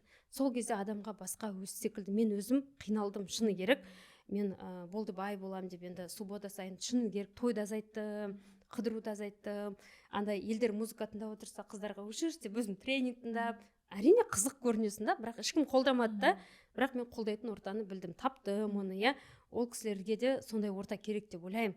Ол отырып кәдімгі тренд жайлы сөйлесетін, ассистенттер жайлы мысалы ойлайтын. Негізі орта деген қатты көп нәрсені негізі орта деген көп нәрсені негізі өзгертеді шынымен де. Егер стартапер кәсіпкер болса, шынымен қандай мүмкіндік деп. Мен өзім мысалы косметика бизнесін бастаған кезде, ол кезде менің күйеуім тарапынан қолдау болған жоқ. Ол кісі қатты былай серьезно қараған жоқ. Өзі басқа бір бизнестермен айналысып жатты. Сол ең бірінші ашқан кезде менде көп қателік болды. Мен қайдан сұрарымды білмедім. Мен не қателік жасап жатқанымды да түсінген жоқпын. Әйтеуір товар әкелеміз деп. Оказывается, мен елдің бәрі сатып жатқан товарды сатып жатыр екенмін да. Мен ол кезде маркетингті керемет білемін. Қазақ аудиториясын бәріне жаңалық алып келдік, иә, мысалы да. Бүкіл товарды мына составымен қосып түсіндірем, бірақ конверсия аз, продажаменен болмайды. Неге деп соны түсіну үшін маған 20 миллион минусқа кету керек болды да. Сөйтсем, оказывается, мен ел сатып жатқан заттың бәрін, мен мысалы мына бір товарды керемет деп бүкіл составын бәрін айтып берем, бұл Каспида мысалы менен арзанырақ тұр, иә, 2 есе деген сияқты, немесе бір оптовик сатып жатыр деген сияқты. Сол кезде барып, эксклюзив товар әкелу керек ғой деген сияқты бір үлкен этаптардан өту керек болды да. Ал сен шынымен сол бьюти бизнесте жүрген ортаға түсіп кетсең, сенде даму да тез болады, өсу де тез болады. Ананың көрген жолын уже сен жаңағыдай үлгі аласың, жасайсың, и өсу 3 жылға емес, кәдімгідей бір 3 айда жасап тастауға мүмкін болатын сияқты. Сондықтан менің ойымша мынау шырақтың жасап жатқан миссиясы, бастайын деп жатқан ісі өте күшті сияқты. Сіздер бұл бизнестардың түрлері көп қой. Сол топ-топқа бөлесіздер ме, әлде общема қалай болады? Жоқ, әзірше бөлмейміз, бірақ біз нишасы жоқ, әлі өзін не істегісі келіп жүрген адамдармен жұмыс жасамаймыз. Сразу кәсібі бар. Иә, кәсіп бар. Қандай болсын кәсіп? Мүмкін ол пайда әкелмейді, қандай кәсіп болсын, кәсіп бар, бірақ масштабқа шыққысы келіп жүрген, шынымен шаршап кеткен, бизнес немесе ақшасы бар да, бірақ өзіне уақыты жоқ. Жылап отырады, мен бизнесқа не үшін келдім, 24 сағат осы бизнеспен өмір сүріп кеттім. Ол жерде уже қазақшанда тайм менеджмент тоже менің өзім жақсы көретін тақырыбым. Қазақша тайм менеджмент, қалай осы бизнестің ішіне қайын жұртты, жанұяң бар, туыстарың бар, бәрін кіргізу керек. Енді біз өмір сүреміз ғой, әлі тек қана өзімізбен бизнесіміз ғана емес қой. Бізде мамамыздың 60 жылдық тойы бар, енемнің тойы бар, там абысынымның баласы үйленейін деп жатыр деген секілді, оның бәрін біз алып беріп, мен всегда айтамын, мына жақты жауып, мына әлемді байыту үшін, өзіңді әлемге шығу үшін үйіңдегі жұмысты шешіп тастау керек. Ең бірінші балаңды күн қарайды. 30 ақпан күні сіңілімнің туған күні, мен қалмау керекпін дегендей маңызды бір приоритеттер ғой. Үлкен жылды пландаған кезде мен оны бұлан піл деп айтамын, слон ғой, соны бүйтіп бифштекстарға бөлу керек. Ең маңызды мен үшін осы жылы баламның мектеп бітіруі, енемнің 60 жылдығы, потом қалғандарын уже керек емес нет деп айтатын, алып тастайтын. Енді таблица Эйзенхауэр деген білесіз ба? Таблица Эйзенхауэр деген Америка Құрама Штаттарының бір президенті, ол кісі өте порядок, мысалы мен кешікпей жүретінде, содан қанша занятой болсам да мен кешікпей жүретін адаммын. Сол кісінің сол таблицасы маған қатты көмектеседі. Себебі тайм менеджмент десең бір ауыр дүние болып көрінеді да, ең жеңіл түрін айтайын. Таблица бар да, төрт ондай немеден тұрады. Бағаннан. Ол кісі бағалаған ол адам, мындай адам болған ғой, шынымен өте порядокқа, тайм менеджментқа мықты, денсаулығына бәріне уақыт табатын. Біріншісі адамда тұрады мүлдем маңызды нәрсе. Маңызды кешуге болмайтын. Важно, не срочно. Мысалы, тісті жөндету керек, не срочно, бірақ маңызды. Bir күн ауырады ол тіс. Екіншісі срочно. Бүгін тісім ауырып тұр, жөндету керек, бірақ мысалы срочно, но не важно. Или на налог. Налог емес, срочно кейін түсіндірем. И мындай бар, делегировать деген үшіншісі. Қатты маған ұнайды. Мысалы, баланы күнде бассейнге апарып жүретін қыздар бар, кәсіпкерлер. Баланы бассейннан сенің сіңілің апара алады ғой, 5000 теңге төле, аптасына алып кетіп жүрсің. Мысалы, сен уже босайсың. Шынба дейді, мен айтам, күніне сен бассейнға барасың, 40 минут оларды киіндіресің, жуындырасың. Мен өзім бассейнға уақытым болған кезде барам. Ол минимум 3 сағат, кем дегенде 3 сағат. Соны бөліп тастау. Ақша кетірмейді оған. Мысалы, или енеңізге айту, мам, аптасына 2 рет балаларда кете аласыз ба? Күйеуіңізбен келісу. 3-ші блокта келісетін нәрселер ғой. 4-ші алып тастау. Мен мысалы 19 жасымнан телевизор көрмеймін. Бірақ тек қана сол мятежный дух, өзім американский бір кином болатын. Мен де көргенмін. Да, вот. Сондықтан осы жерде отырған шығармыз біз, Өзім отказ бердім, кейін уже телевизор көрмеймін деп мақтан жүргенде бір кісі айтты да, ой, телевизор көрмегенмен контактыда отырасың ғой, Фейсбукта деп ойлан қойым, деп өзім Фейсбукта отыра бастағанда контактыны удалить етіп тастадым. Өзім парақшамда емес, просто андай приложениені. Ол приложение тұрғаннан кейін мені көр деп тұрады. Кейін TikTok қатты шыға бастағанда мен де TikTok скачивать етіп алдым да, бір күні байқадым, андай зависимость пайда болып барады. TikTok, Facebook өзіңнің уақытың. Себебі бар ғой, көп адам байқамайды, тура андай алқаш өзінің алқаш екенін мойындамайтын секілді. Зависимость бар. Мойындамаймыз біз. Мен байқадым бір күні бүйтіп, лента новостей деген ол бесконечный ғой. Бітпейді, таңғы 4-ке дейін отырасың, 3 күн отыруы мүмкін. Алып тастау деген бағаң күшті екен, шынымен. Көп кәсіпкерлер негізі үлкен жетістікке жету үшін бір нәрселерден шектейді. Уақытылы ұйықтау деген сияқты. Кешкісін қонақ келіп жатса, бізде де сондай бар. Мысалы, ренжімеңіздер деп уақытылы ұйықтап қаласың. Той деген нәрселерді азайтасың. Подружкалармен встречаны азайтасың деген сияқты дүниелер. Тура сол. Мен масштабқа шығардың алдында 27 жасымда бастадым, үлкен шешімді. Екесі азайып қалды, достарым, құрбыларым. Есесіне қазір мынандай жағдайға жетіп, уже халыққа пайдам тисе екен деген масштабқа шығып жатырсыз. Назгүл, енді бірін айтып бірін кетіп жатырмыз ғой, багажыңыз өте көп. Кейсіңіз жаңа айтып қалдыңыз, туған туыс әулетінде тағдырын өзгерттім және туысқандармен жұмыс істеймін деп. Байқап жатырмын, жаңа компанияңызда анаңыз да жүр, күйеуіңіз де жүр, сіңіліңіз де жүр. Қырылып қалмайсыздар ба? Қалай ол онымен байланыстау? Мен де туысқандармен жұмыс істеу деген мәселе болған. Өте қиын. Түсінбеушілік, оны жеке басына өтіп кету деген сияқты.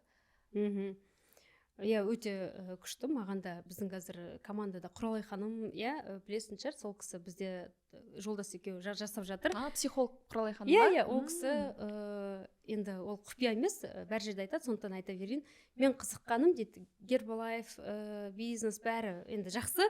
Мен көп жерге шақырған дейді, бірақ менің қызыққаным жанұялық бизнесті берекелі түрде жасап жатқандары ұнады дейді. сен мамаңа дауыс көтермейсің, бәрі андай бүйтіп жолдасың. Гармония. Басында ойладым дейді, өтірік бұлар енді. Көп адам сөйтіп айтады, өтірік күліп қырылатын шығар деп. Енді адам болғасын біз де ұрысамыз, бірақ маған өзіме көмектесетін бір нәрсе, бәрі адам сен емес деп өзім айтамын да. Тура өзімнен өмірде мен қайтып менде мысалы правила болатын, бір қыдыруға бір жерге барсақ автопати дейді ғой, 11-ден кейін отырмаймын. Себебі ана Дональд Трамп айтпақшы, Дональд Трамп алкоголь ішпейді ғой, неге ішпейсіз деп сұраса, алкоголь мені замедлять етеді дейді. Бір аптаға мысалы. Тура сол секілді мен 12-ден кейін ұйықтасам, ертеңгі күнім білмеймін, кейбір адамдарға қызығамын шынымен, таңға дейін жүріп ертеңінде түк болмағандай жүре беретіндей. Ол бірақ басқалардан оны мен требовать етпеймін. Жанұям болсын, иә, ол біріншісі. Екіншіден жаңағы сол эмпатия көмектеседі. Үшіншіден жаңағы сол командаға келгендегі нәрсені тоже қолданам. Ең бірінші плюсын көру, ортада көп мақтау, Инстаграмға салу. Маңызды, иә? Иә, істеген жұмысына сен істедің, жарайсың деген сөз. Тура сол. Мысалы, сіз мектепте 30 баламен фотоға түскен фотоңызды қарасаңыз, бәрі өзіңіз дейді ғой фотоның ішіне. Тура сол секілді, сен қандай әдемі, ақылы Ленин секілді сөйлеп отырсаң да, адамға өзі жайлы не айтады екен, сіңілің болсын, әпкең болсын, ағаң болсын. Сондықтан мен әрқашан подчеркивать етемін, мысалы ключевой мені қолдаған адам басында негатив болғанмен кейін алғашқы клиентім мамам, осындайға рахмет, тәуекелге бардыртқан деп үйреткен. Мысалы әпкемнің де мен алғашқы Алматыда жұмыссыз жүрген алғашқы жұмыстарымда ол әдемі киініп жүр деп киімдерін жіберіп ақтап аласыз, иә, жақсы жақты есіме түсіріп айтып отырам. Сол көмектеседі. Және де ол тоже үлкен бір жұмыс, негізінде түсіндіру керек, құралдар бар, оған техника бар. Шырақта тағы айтпақшы, біздің сол көтеретін үлкен мәселе жанұялық династия болуға болады. Мен көп жанұялық династияларды изучать еттім. Мысалы, неге Gucci компаниясы құлап қалды, қандай береке жетпеді ол жерде. Мысалы, Праданы бәрі біледі ғой, Мючи Праданың тоже кішкентай бренді, иә. Мючи Прада ол әлі немересі Праданы басқарады. Қалай күшті өз наследияңды былай айтқанда атаңнан қалған нәрсені сөйтіп алып жүрген. Кәсіпті, иә, жүргізудің. Иә, ол жерде бір жанұяда бір ақылды бір адам бар деп ойлаймын. Кішкене енді ақылды деп өзімді айтқым келмейді, бірақ әр жанұяда кішкене әрқашан трезво мыслить етіп отыратын адам болу керек. Болды, давай осылай жасайық, давай осылай. Орталарында менде жолдасым менің жанұялық бизнесқа, ол кісі нефтяной компанияда жұмыс жасаған, тек қана техника, көп адаммен сөйлеспейтін, сондай серьезный адам. Адамдардың арасына түсіп, әйелдер көп жер, енді былай айтқанда ер адамдар да кейін қосылды. Өзін таба алмағанда бізде де басында келіспеушілік көп болды. Менен көп адам сұрайды, қалай күйеуіңізді көндірдіңіз, қалай ол сізге ұрыспайды, енді жібере береді, Инстаграмға мен жолдасын шығартпайды деген. Мен айтамын, әйел адам негізінде, әйел адам көп бай болған семьяларда әйел адам шешім қабылдайды. Көп, енді мен бай боламын, мен Собольге, мен Мальдиваға барам. Кейін барып жолдасын соған біреу ешқашан пример қоймау. Айтпақшы, ең маңызды ереже, күйеуіңмен жұмыс жасағанда мамаңмен де біреудің баласы, біреудің күйеуі, біреудің келінімен салыстырмау керек. Мен ешқашан, Құдайға шүкір, жолдасым салыстырмаймын. Неге сен ананың еркегі секілді сахнаға шығып сөйлемейсің? Ол өз сондай, бірақ өзіме тура керек. Финансы, технический жағынан, бәріне оқыпты, налог жағынан өзімді қолдады. Және де кез келген жерде де мен оны мақтап, ой, блин, андай өтірік былай дурочканы қоса салып, мысалы, осы жолы біз Лос-Анджелеске барып келдім, бірінші рет жолдасымсыз сөйлей алам екен былай ағылшынша, бүйтіп кішкене заказ беріп водительдермен, бұрында ой, жасуаныз мен өліп қалам дегенде қайта оның ағылшын білетін подчеркивать етіп, оның финансы мықты екенін. Оларға сол керек. Мысалы, картинаны іліп қойса да, вау, қалай күшті іліп қойғансың деп мақтап. Көп мен байқайттым, жанұялық бизнеста күйеумен жүргенде критика көп та. Ол сол, әрине, ал берекелі бірге жүрмегеннен кейін ол берекелі бизнесте. Менің ақшам, сенің ақшам демейсіздер ма бөліп? Жоқ, демейміз, бірақ мен оған көбісі ақшаға келген кезде бөлініп кетеді ғой күйеулерімен. Иә, сондай менен де сөйтіп сұрады көп адам, сіз ақша көп таба бастаған кезде өзінше болып кеткен жоқсыз ба? Бірінші сондай сұрақтар көп түседі. Біз былай келістік та, кез келген ақша общий счетқа түседі. Мен өзім айттым, маған мысалы осынша миллион жетеді. Аударып отырсам болды маған, андай не үшін аласың бұл ақшаны емес. Мен оған айттым, маған өмірде 3 нәрсеге ақша керек. Киімге, салонға, бірлет ол менде құрбы өте көп емес, былай бар, азайды дедім ғой жаңа. Қыдыру деген менде көп жоқ.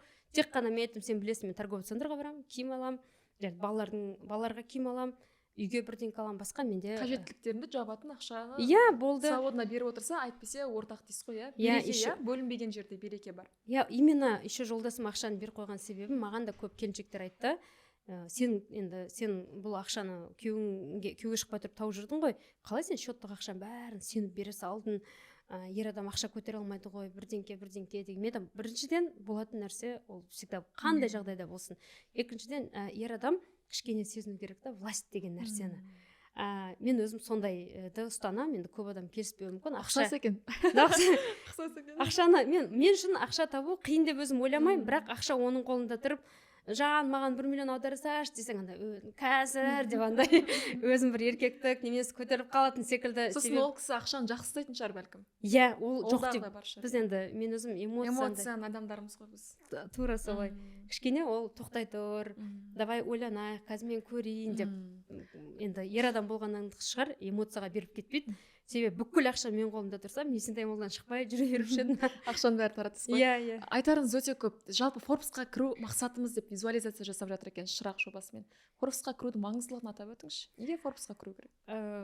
Forbes-қа кіру біріншіден мен алғашқы өзім сол білмеймін, гештальт десе болады, наверное, Ер Астанамен ұша бастағанда мен эконом класспен ұшып жүрдім. Ең бірінші мен ең арзан андай 4:45-те ұшатын самолеттер болған, ВКР ма, атын ұмытып қалыппын. Адам ұйықтамайды, 4:45-те сен ұшу керек болса, сен тоже комфорт, бізде сөйтіп негізі ойланамыз ше. Типа түнде ұйқың құртылмау керек, или таңда тұрмауың керек, сол үшін ең қымбаты жақсы ыңғайлы уақытқа деп тоже. Ал ең арзан уақыт неге 4:45-те? Себебі ол арзан, адам ұйқысын құю керек. Бірақ мен 3-4 рет солай ұштым да, бір күн айттым, Назгүл, давай дұрыстап жұмыс жасап, 4:45 менде прям қазірге дейін травма. Бәрі ұйықтап жатады, сен бүйтіп кетіп бара жатасың. Потом кішкене эконом класс, Ер Астана болсын. Ер Астана мен үшін бір первый класс болып эконом. Бірақ мен экономда отырғанда да бүйтіп бірінші рядқа отыруға тырысатын да, кім өзі бизнес класста отыратын деп. Көп қасымдағылар айтатын, ой, панты, біреудің тоқалы, енді адамдарға ұнайды сөйтіп айтқан менің ортамдағы. Мен айтатын, мүмкін емес қой, 100 адам отырса бәрі біреудің тоқалы емес қой, или там 0,1-ға жақын деп те маған сөйтіп айтатын. Қарап отырсам бәрі Forbes оқып отырған менде көрдім бір рет. Картина. Екіншіден андай біткен андай әдемі аппақ кружкалар мен чайлар әкеп бізге біткен пластмассовый бортпроводниктерді әдемі секілді көрінді маған. Басқаша күлетін секілді. Шторды ашылған бар ғой енді. Ақша сол кезде мен түсіндім. Даже әдемілік бір маңызды емес. Астанаға олар да 1,5 сағатта жетеді, мен де 1,5 сағатта жетемін. Жоқ, сен қарашы қандай энергиямен шығады бұл адамдар. Сөйтіп үлкен өзіме мақсат қойдым, бизнес классқа. Енді мен 6 жылдай болды, тек қана бизнес класспен ұшамыз, шетелге де. Сол жерде Forbes-тан. Ол принцип. Жан жолдасым айтпақшы, кішкене өте үлкен сөйлестік, ол жайлы ол маған айтты. Қош, Еріккеннің ісі алғашқы біз Дубайға ұштық бизнес классқа. Зачем 6 сағатқа осынша 5 миллион? Мен айттым, көр де тұр, если сен мен бизнес классқа билет алып берсең, енді ақша общий, бірақ енді ақылдасу керек қой жанұя болғандықтан. Алып берсең, көрде тұр, табысымыз 2 есе өседі деп андай гарантиямен жарайды деп те алып берді балаларға, бәрімізге. Сон ұшып барғанда көрдім, мен еще көрсеттім ғой. Ол панты емес, ол комфорт, Комфорт еще идея келеді. Сен комфортта отырсаң, комфортно адамдарға қарап, өзіңді жақсы көресің. Негізі байлар эстетиканы жақсы көреді. Эстетика, бүкіл жерден әдемілік, сұлулық, әдемілік ақша тартады ғой. Соның бәрі ақша тартады ғой, Ақша тартады. Себебі, мысалы қазір ақшасы жоқ адамдар, Есентай молға кірмейтін адамдарға айтқым келіп тұр. Мен не үшін кірем, ақшам болғанда аламын дейді. Мен ақшам жоқ кезде Луи Виттон 2012 жылы ашылған, барып киіп алатынмын. Бәрібір маған қалай қарайды, ол жерде продавецтар алам ба? Все, спасибо. Ниет, Мангоның балеткасын киіп алатын да, Есентай молға кіріп 2 миллионның миым сенбейді ол цифраға. Бірақ иісін сезу үшін басқа адамдарды қарап отырамын, 14 миллионға алып жатады, 10 миллионға. Өмірде ақша көп екенін сендіру үшін. Сіз даже өзіңіз мерит етіп кірмесеңіз, ақша энергиясын блоктайды адам. Мен оған қош, ол ақша саған ешқашан келмейді деп. Ол қазір бір ертегі секілді көрінуі мүмкін. Содан өзімдікі сену бастаған сол бизнес класста солай ұштым, көбірек ақша кетірдім. Бірақ уже түскенде ана Астанаға барғанда энергияң бөлек, энергиясы көп адам, ол жақсы ақша табады, дұрыс қой. Сенің мінезің де жақсы болады, кстати. Жақсы, мен мысалы өзім күйеуіммен енді ұрсайын деп тұрамын ғой, неше түрлі жағдай болады. Деймін да, далаға шығып кетемін да. әдемі бір ресторанға барып кофе ішемін, уже жақсы өзгересің де ше. уже айтайын деп адам тұрған керемет әдемі киім киіп туфли кисе де мінез өзгеріп шығады Иә. ғой. Жаңағы Forbes не болды сонда? Сонымен 100 богатых людей Казахстана деген бір список көріп қалдым да. Біріншіден ішінде 99% ер адамдар да. Біріншіден именно қазақстандікі. Екіншіден енді неше түрлі адам бар да, соларға қарап отырдым да, бүйтіп ойладым. Енді бір басы бар, екі құлағы бар. Бір Қазақстанда, бір Қазақстан жарайды, там Сингапур емес, бұл кісілер көтеріліп жатса, неге әулетімдегі Форбсқа кіретін адам болмасқа? Неге осындай қазақ компаниясы, неге міндетті түрде Facebook кіру керек, Nike кіру керек?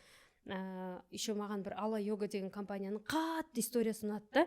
14 жылдың ішінде олар Nike-ның оборотына жетіп алды. Тек қана комьюнити, идеология, екі дос, қарапайым сондай деңгейге, себебі біз бүйтіп ойлаймыз ғой, гиганттарды жетіп алу мүмкін емес деген блог бар да, менде де болған шыны керек. Қайдағы Forbes, қойш, үйіңді ал, машинаңды ал болды деп. И неге біздің қазақ кәсіпкерінен шыққан компания неге кірмейді Forbesқа? Кіру керек, себебі біздің тарихты білген адамдар да мен түсінеді деп ойлаймын. Осындай қандай қиындықты көріп ата-бабаларымыз, қандай прессинг, ашаршылықты бәрін көріп отыра, әлі әлемде біз 9-шы орында тұрмыз. Өте мықты ұлтпыз, әсіресе қазір өте сондай бір тіл мәселесі, патриотизм көтеріліп, өте білімді, оның бәрі менің ойымша қазір былай орталық жасы қазақстандықтардың 32-33 жас екен. Біз қандай картип кеткен Жапония секілді емес, 85-90 жас емес, тым кішкентайда емес, нағыз ақшасы бар адамдар ғой. 31 жас деген уже табыстап жатқан, значит, клиент бар деген сөз. Неге керемет тарихымызды қолданып, керемет мықтылығымызды және де үлкен бір историяда қалмасқа деген сондай бір мақсатпен Forbesқа енді миллиардер болып кірмесек те, компанияны 100 кәсіпкерді $1 миллион жеткізген компания ретінде кіргіміз келеді. Әумин, ниетіңізге жетіңіз. Қандай күшті Қазақстанның экономикасына ол көтеру, иә? Бұның барлығы негізі арман емес, нық сеніп айтып отырсыз да. Назгүл, сондықтан бұйырса, Құдай қаласа, сол кезде сұхбат алайық. Сіздерден Forbesқа кірген кезіңізде міне өйстіп айтқан едіңіз деген сияқты. Жаңа қазақ тілі мәселесін қолдап жатырсыз. Осы Шырақ жобасы қазақ тілінде болады, иә? Бұйыртса, иә? Сіз енді айттыңыз ғой, жаңа ағылшын тілінде де көрдік қиындықты, орыс тілінде де өмір сүрдік, бізді төмендетті деген сияқты. Осы бизнестегі қазақ тілінің ахуалы қалай деп ойлайсыз? Айтады ғой, бизнес қай тілде сөйлесе, сол тілде жаңағыдай қалай еді? Сол тілде адамдар өмір сүреді деген сияқты. Соңғы жаңалықтарды естіп жатырсыз кеше Магнумда. Қазақ тілінде сөйлемеген үшін деген сияқты. Сол бизнеске бойкот жариялау деген нәрсеге сіз кәсіпкер ретінде дұрыс қарайсыз ба? Өте дұрыс қараймын кәсіпкер ретінде, себебі сен қандай елге келіп, біз Турцияда да тұрдық, Турцияда да біз клуб желісін аштық. Менің 55 жастағы, 62 жасында барды ғой мамамыз, 3 айда жаттап алды түріктерін, мысалы. Сондықтан мен кәсіпкер ретінде ойлаймын, сен қай елде кәсіп жасап отырсың, сол елдің тілінде міндетті түрде сервис беру керек. Ол біріншіден. Екіншіден, қазақ аудиториясы бізде өте көп қазір. Сен қанша орыс тілін жақсы көрсең де, ағылшын тілін жақсы көрсең де, заманның өзгергенін қабылдау керек те. Ең үлкен видениесі жоқ деді ғой, бизнесмендердің, компаниялардың үлкен кемшіліктері заманның өзгергенін қабылдамау. Жастарды сөгу. Мысалы, мен мойындаймын, менен кішкентайлар қазір жақсы біледі, диджиталды да, кәдімгі мен кішкентай қыздарға айтамын, Инстаграм қарап берші, дұрыс емес қой деймін дегенде. Сол Шырақ компаниясы үлкен миссиямен, себебі мен өзім қазақ тілінде көп ақпарат жетпеді. Өзімнің жаңа айтып тұрмын ғой, бөлім. Екіншіден, қазақ кәсіпкерлерінің көп орысша сабаққа барып жүргенін байқадым. Мен oradan сұрадым, сіз неге ана сабақта жүрсің, бір запуск, бірдеңке, блогер, бір клубтарда, Инстаграм бәрін орысша жүргізеді, вроде бы қазақша сөйлей алады. Мен өзім неге сөйттім дедім өзіме. Өзім жүргіздім ғой орысша қанша жыл. Неге сен Назгүл сөйттің? Себебі мен бір орыс аудиториясына ғана жаққым келді ма, орыс аудиториясын ғана ұстаймын деп ойладым ба? Сонда қазақ аудиториясын кім ойлайды? Мындай сөз бар ғой, неге мен емес сұрақты? Мен болмасам кім деген сұрақ маған өзіме көмектесетін. Біреу ашу керек қой. Осындай, мысалы, Event болсын, HR болсын, 100%, себебі тағы да маған бір-екі адамдардың сөзі, орыс аудиторияда жүрген адамдар айтты, қазақтар вообще бизнес жасай алмайды деген сөз миымда қалып қалған. Қазақ пайызки деген сөз менің, енді мүмкін травма болсын, окей, мен онымен келісем. Және де бір қазақ компаниялары андай бәрін немқұрайлы жасайтын, қалай болса солай, салақ жасайтындай бүйтіп сондай көзқарасты жиі еститін болдым да енді. сонда менде бір намыс оянып кетті да, қатты маған бәрі айтып жүрді, мен ақырғы жылдары қатты патриот болып кеткенсіз. Жастарға қарап мен кәдімгі өзім қасымда қыздарға айттым, өзі маған қазақ блогерларын айтыңдар, жазылып алдым. Қазақ, өзім мені көп қазақтың мықты жазушыларын, мықты адамдарды, тұлғаларды өзім ашып жатырмын. Не деген сондай ойым жауық болған деп, шыны керек, өзіме мойындап жатырмын. Сондықтан намысым оянып, жоқ, қазақ аудиториясы мықты бизнесмен бола алады. Қазақтар қазақшаларға бизнес жұмыс бере алады. Тағы мен бір-екі адамнан естідім, сен орысша білмесең, сен жұмысқа алмайды дейді. Ол тоже үлкен мәселе негізінде. Әр кәсіпкер сөйтіп ойланса, неге алмайды сонда? Сен бізде қазақ аудиториясы өте көп қой деп, біздің себебі көп компанияларда, әсіресе шетел корпоративный әлем дейді ғой, сол жерде орысша сөйлейтіндерге ғана бір акцент ұстайтын секілді мен де байқап қалдым. Бір кішкентай дискриминация бар екенін түсіндім. Көзім жетті, ол жай өтірік андай отырып алып үйде телевизордың алдында қазақша сөйле емес. Көзім жетті. Содан кез келген қазақ оригинал тілде, переводсыз, ChatGPT-сіз, жалпақ қазақи тілде бизнесқа үйренуге құқығы бар.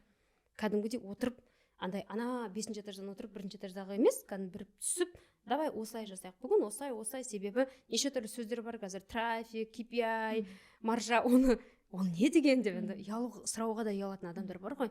Ол тілде сөйлемей, қарапайым кішкене терминологияны қазақша енді бағытқа әкеліп түсіндірсек, мен 100% білем, қазақ кәсіпкерлеріне үлкен көмек жасайтын. Негізі қазір тарихтарға көз жүгіртсек, Өзбекәлі Жәнібек 20 ғасырда мәдени майдан жасаған, Қаныш Сәтбаев атамыз ғылыми майдан жасаған.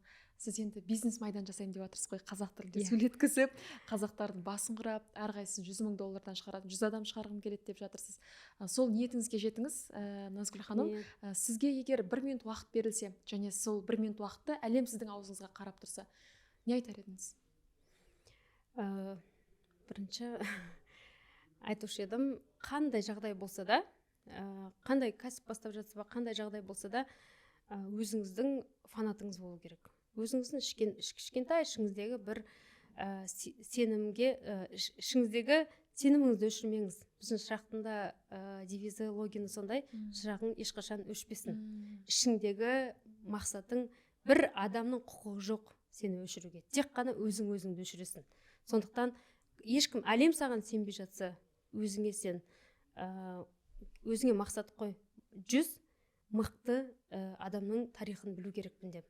Жаңағы сіз айтып кеткен Өзбекәлі аға, Қаныш Сәтбаев кітаптарын бәрін енді осы 2024 жылы сол тұлғаларды жақынырақ танып. 25 жыл. 24-те жоқ, 24-те мен мақсат таза қазақша кітаптарға көштім, сол тұлға кісілерді қайтадан оқып, көп нәрсе өзіме алып жатырмын, шынымен. Қазаққа қызмет ету дегенге бір ойың өзгереді, шыны керек, менде бір оянды. Сол нәрсені байқап тұрмын сізден ше, бір рухани дүние, қазақ өсу керек, даму керек деген нәрсені көріп тұрмын. Себебі оған дейін мен тек қана андай бизнес кітаптар, психология кітаптарын, американский, орысша бәрі оқидым, тек беріліп, былай Абайдың қара сөздерінен бөлек. Бірақ қатты жүрегіңе жетпеді? Жетпеген, жүрегімде жоқ болған.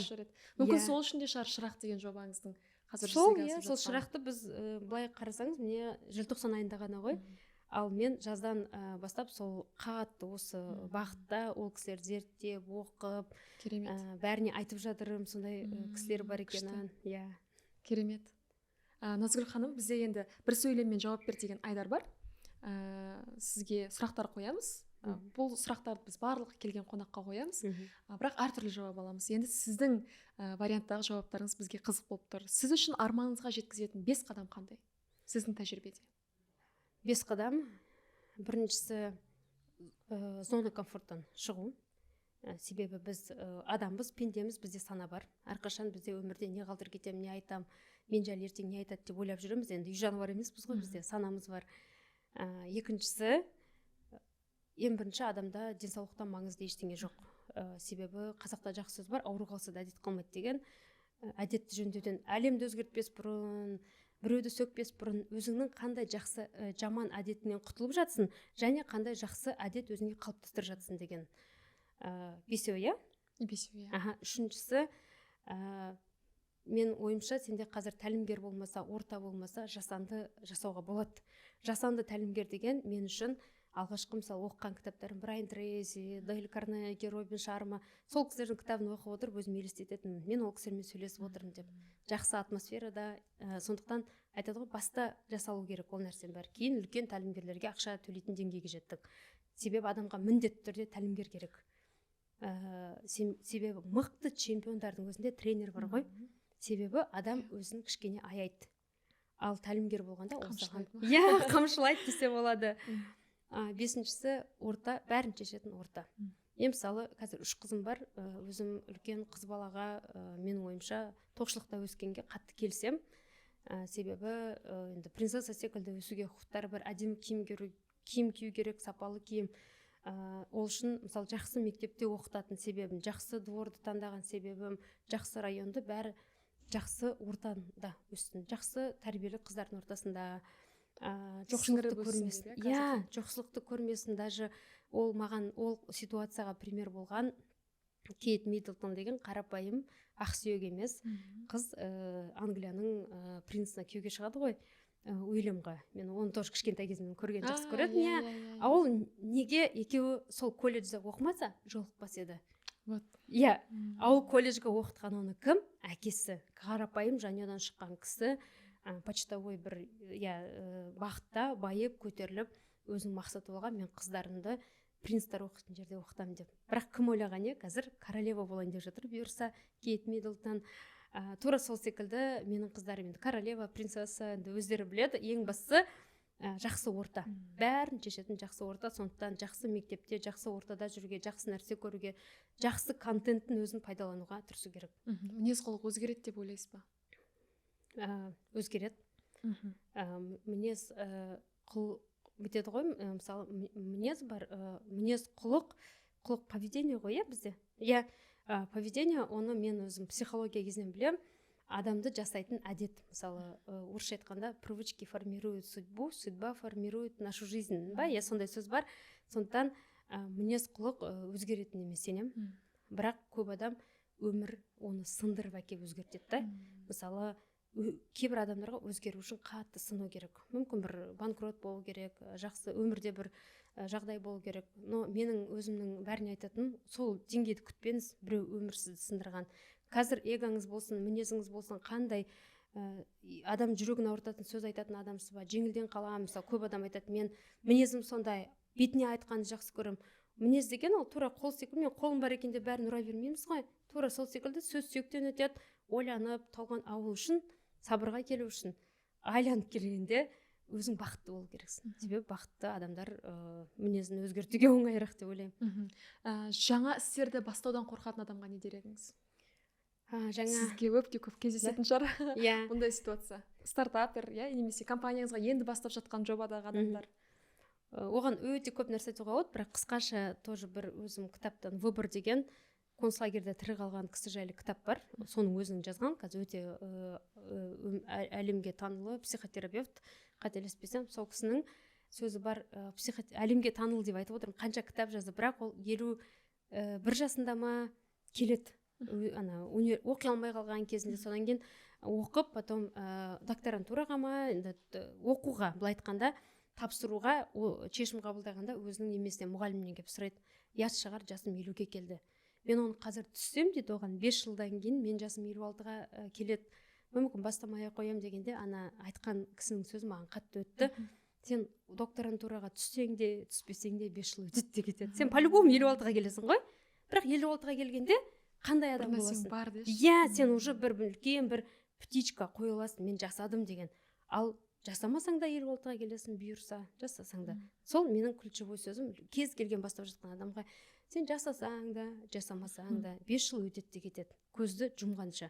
Ал 5 жылдан кейін сен мүмкін мүлдем басқа әлемде. Себебі мыңдаған шақырым ол бір қадамнан басталады. Қадамды баста, ертең уже таудың шыңында қалай тұрғанын байқамай қаласың. Рас.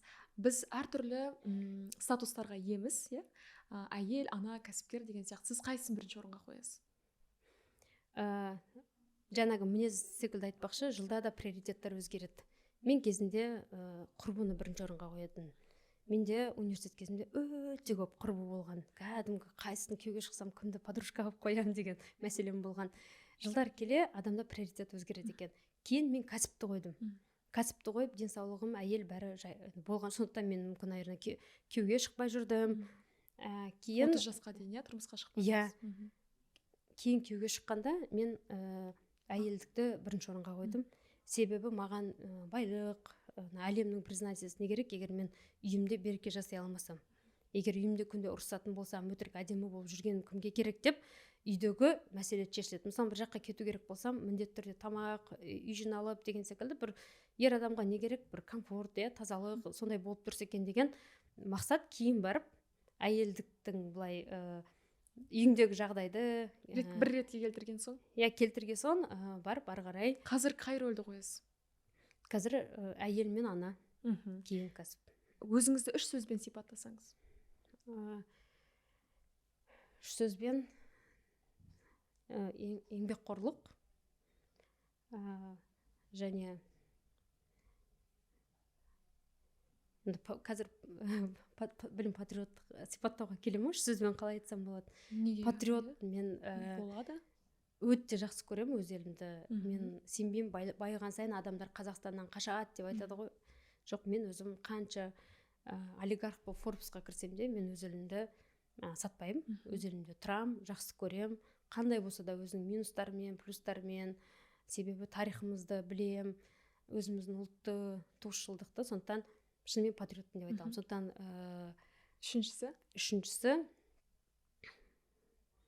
так жанашырмын деп айтуға болатын шығар. Сентименталь, жоқ, эмпатияға толы, бәрін сезіп қоясыз қасқалықтан. Чувство сострадания жақсы дамыған, сезіп отырам, ешкімді ренжітпеуге тырысам. Әрине қатал бір айтатын заттарым бар, бірақ адамның жан дүниесіне, шыққан тегіне, тәрбиесіне, түріне ешқашан қандай деңгейге жетсем де адамды өзімнен төмен санамауға тырысам. Себебі мен сол эго жайлы, тәкаппарлық жайлы өте көп оқимын, зерттеймін, себебі өте қорқам. Ақша адамды бұзады дегенді көп естіп алғам ғой. Бірақ ол жанашырлық мүмкін табиғи, мүмкін маған генетикадан берілген шығар деп ойлаймын. Оны жасауға бола ма, жасауға болмай ма, оны білмеймін. Мен басты маңызды сұрақты кетіппін. Бейсен Құранбек марқұм ағамыздың адамның әлеует жағдайын мынандай топтарға бөлген екен. Мен сізге қазір көрсетіп кетейін. Мен көрермендерге экранның бетіне шығарып қоятын болам. Кедейлік, орта дәулеттілер, байлар деп 3 түрге бөліпті. Бұл жердегі саны жылдық табысына байланысты. Мәселен, кедейліктің өзі 3-ке бөлінеді екен. Жоқшылық, тапшылық, таршылық. Ең төменгі деңгей жоқшылық, жылына $1000 табатын адамдар. $1000. $1000 қазір біздің 550 мың теңге ма, шамамен. Кедейліктің екінші деңгейі ол тапшылық. $2000 мен $4000 арасында табатындар, жылдық табысы. Үшіншісі таршылық. $5000 мен $9000 аралығында табатындар. Бұл қызыл белгі деп саналады. Екіншісі орта дәулеттер деп аталады. Ол 3-ке бөлінеді. Тоқшылық, молшылық, баршылық. Тоқшылық ол жылына $10 000 мен $40 000 табатындар. Молшылық $50 000 мен $90 000 табатындар. Баршылық $100 000 мен $900 000 табатындар. Сосын байлар. Байлар бөлінеді. Кіші байлар, орта байлар, асқан байлар. Кіші байларды енді өздеріңіз экраннан оқыңыздар десеңді. Мына жерде цифрлар өте көп. Мен сізге көрсете салайын, сіз өзіңізді қай деңгейге жатқызасыз? Ары қарай математиканы қосып айлық па? Жылдық табыс. Кіші байлар $1 миллион мен $9 миллион деп тұр, жылдық. Қиын сұрақ қойып қойдың ба? Мен өзім математикаға жоқпын. Айттым ғой, жолдасым жоқ бұл жерде. Жаңағы кіші байлардығы жылы $1 миллион деп тұр ғой. $1 миллион болса, значит, айы примерно $90 000 ма? $900 000 дейін барып тұр, $1 миллион, $9 миллион. $1 миллион мен $9 миллион аралығында. $1 миллион. Демек, сіз кіші байға жатқызасыз. Примерно кіші байға жатамын. Өте керемет. Демек, ондай деңгейге жету үшін біраз нәрседен өттіңіз, көрдіңіз деп ойлаймын. Соған қарамастан өте қарапайымсыз. Менің тарапымнан комплимент деп қабылдаңыз енді. Көп рахмет, Назгүл. Бүгінгі біздің сұхбатқа осындай шынайы, барлық жағын қамтыдық деп ойлаймын. Бірақ сізді толыққанды аша беру мүмкін емес, уақыт шектеулі. Сондықтан құрметті көрермен, сізге Назгүл тұлға ретінде, ана ретінде, кәсіпкер ретінде және де осы айтылып жатқан жобасы қызық болатын болса парақшасына жазылып қойыңыздар. Бүгінгі біздің подкастымыз ұнаса лүпіл басыңыздар, комментарий жазыңыздар және осы подкасттан ой түйіндеген шынайы өтірік деп от жібере салғандар емес иә, шынайы өзінің ойын түйген адамға Назгүл, сіз қандай сыйлық бересіз? Келісейікші? Иә, мен таңдаймын, өте жақсы кері байланыс. Өзіңіз таңдайсыз? Иә, или бірге таңдауға болады. Сыйлығым біріншіден мен бергім келіп тұр, жуық арада өзімнің кітабым, авторлық кітабым шығады. Өте пайдалы қазақша сондай керемет кітап болатынына сенемін. Кітап бергім келеді. Қанша кітап бересіз? 5 кітап беремін.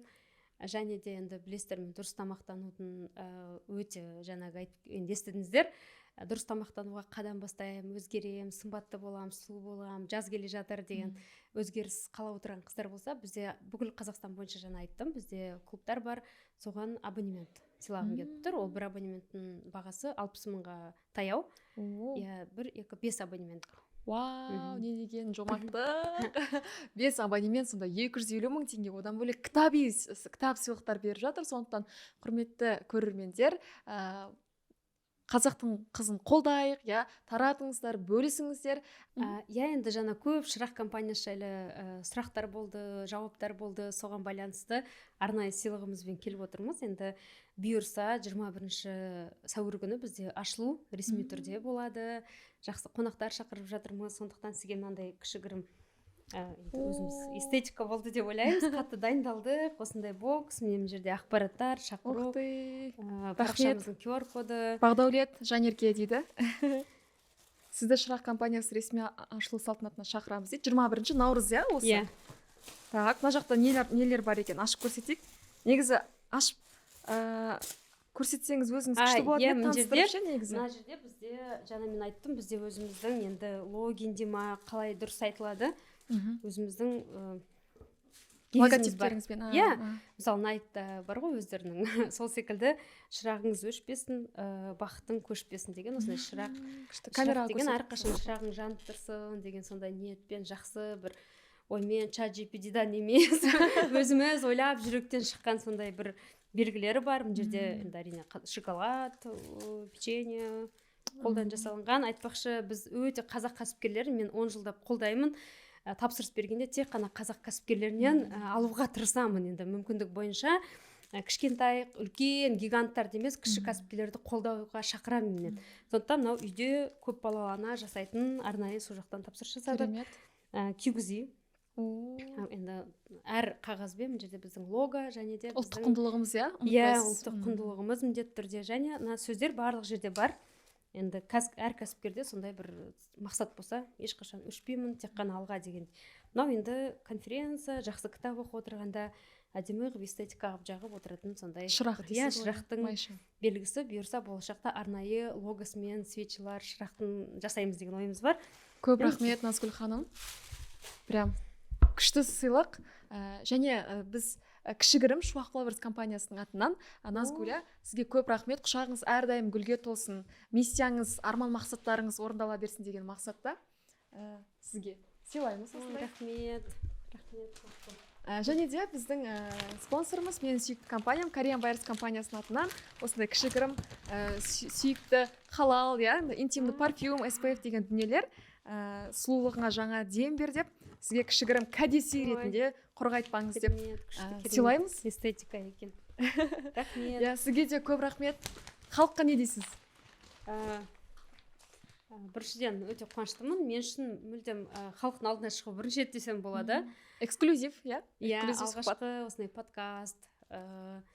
Өте қобалжыдым, себебі мүлдем мен үшін жаңа формат, жаңа орта, енді ешқашан телевидение ортаға ешқада шығып көрмеген адам ретінде. Сондықтан рахмет. Жанерке, мен өткен уақыт тез өтіп кетті, шыны керек. Айтады ғой, өте маңызды, маған өте көп адам айтқан, өкінбейсіз, жақсы тұлға, келіп отырған адам ашылу үшін интервью алып отырған адамның тыңдауы. Иә, тыңдауы, тоже жаңа айтып кеткен эмпатиялығы бәрі тура маған сай, өзіме ұнады барлығы. Сондықтан не деймін, қазақ бай болсын, олигарх көп болсын, жаңағы қызылдардың қатары кіші байларға кіруге барлық мүмкіндік бар бізде. Шыны керек, қанша елді аралап жүріп, менің айтатыным, ең баюға оңай трамплин біздің елде шыны керек, просто еркелеп аламыз да кішкене өзімізге. Рахмет назарларыңызға. Бізде де кішкене сыйлық бар. Давайте. ПП жайлы көп айттық, дұрыс тамақтану жайлы. Эфирдан кейін енді шаршаған шығар, Жанерке командаңызбен бірге отырып шай ішіңіздер. Бұл ПП торт, медовик. Кіре беріңіз эфирға. Мына жақтан беріңіз. 100% унсыз. Көп адам ойлайды ПП дәмсіз деп. Сіз міндетті түрде жегенде бірінші рет жейін деп тұрмын енді. Қантсыз, унсыз, ешқандай там добавкалар. Безеу шықпайды дейсіз ғой, рахат. Иә, шықпайды. Тек қана ішінде бал ғана бар, қалғаны бәрі пайдалы. Былай айтқанда протеиновый пайдалы торт сізге, сіздерге сыйлық. Еще ауыр екен, үлкен екен. Міндетті түрде шай ішетін боламыз. Назгүл ханым, сізге көп рахмет. Алла нұр жаусын. Жақсы сұхбаттарда кездескенше сау болыңыздар.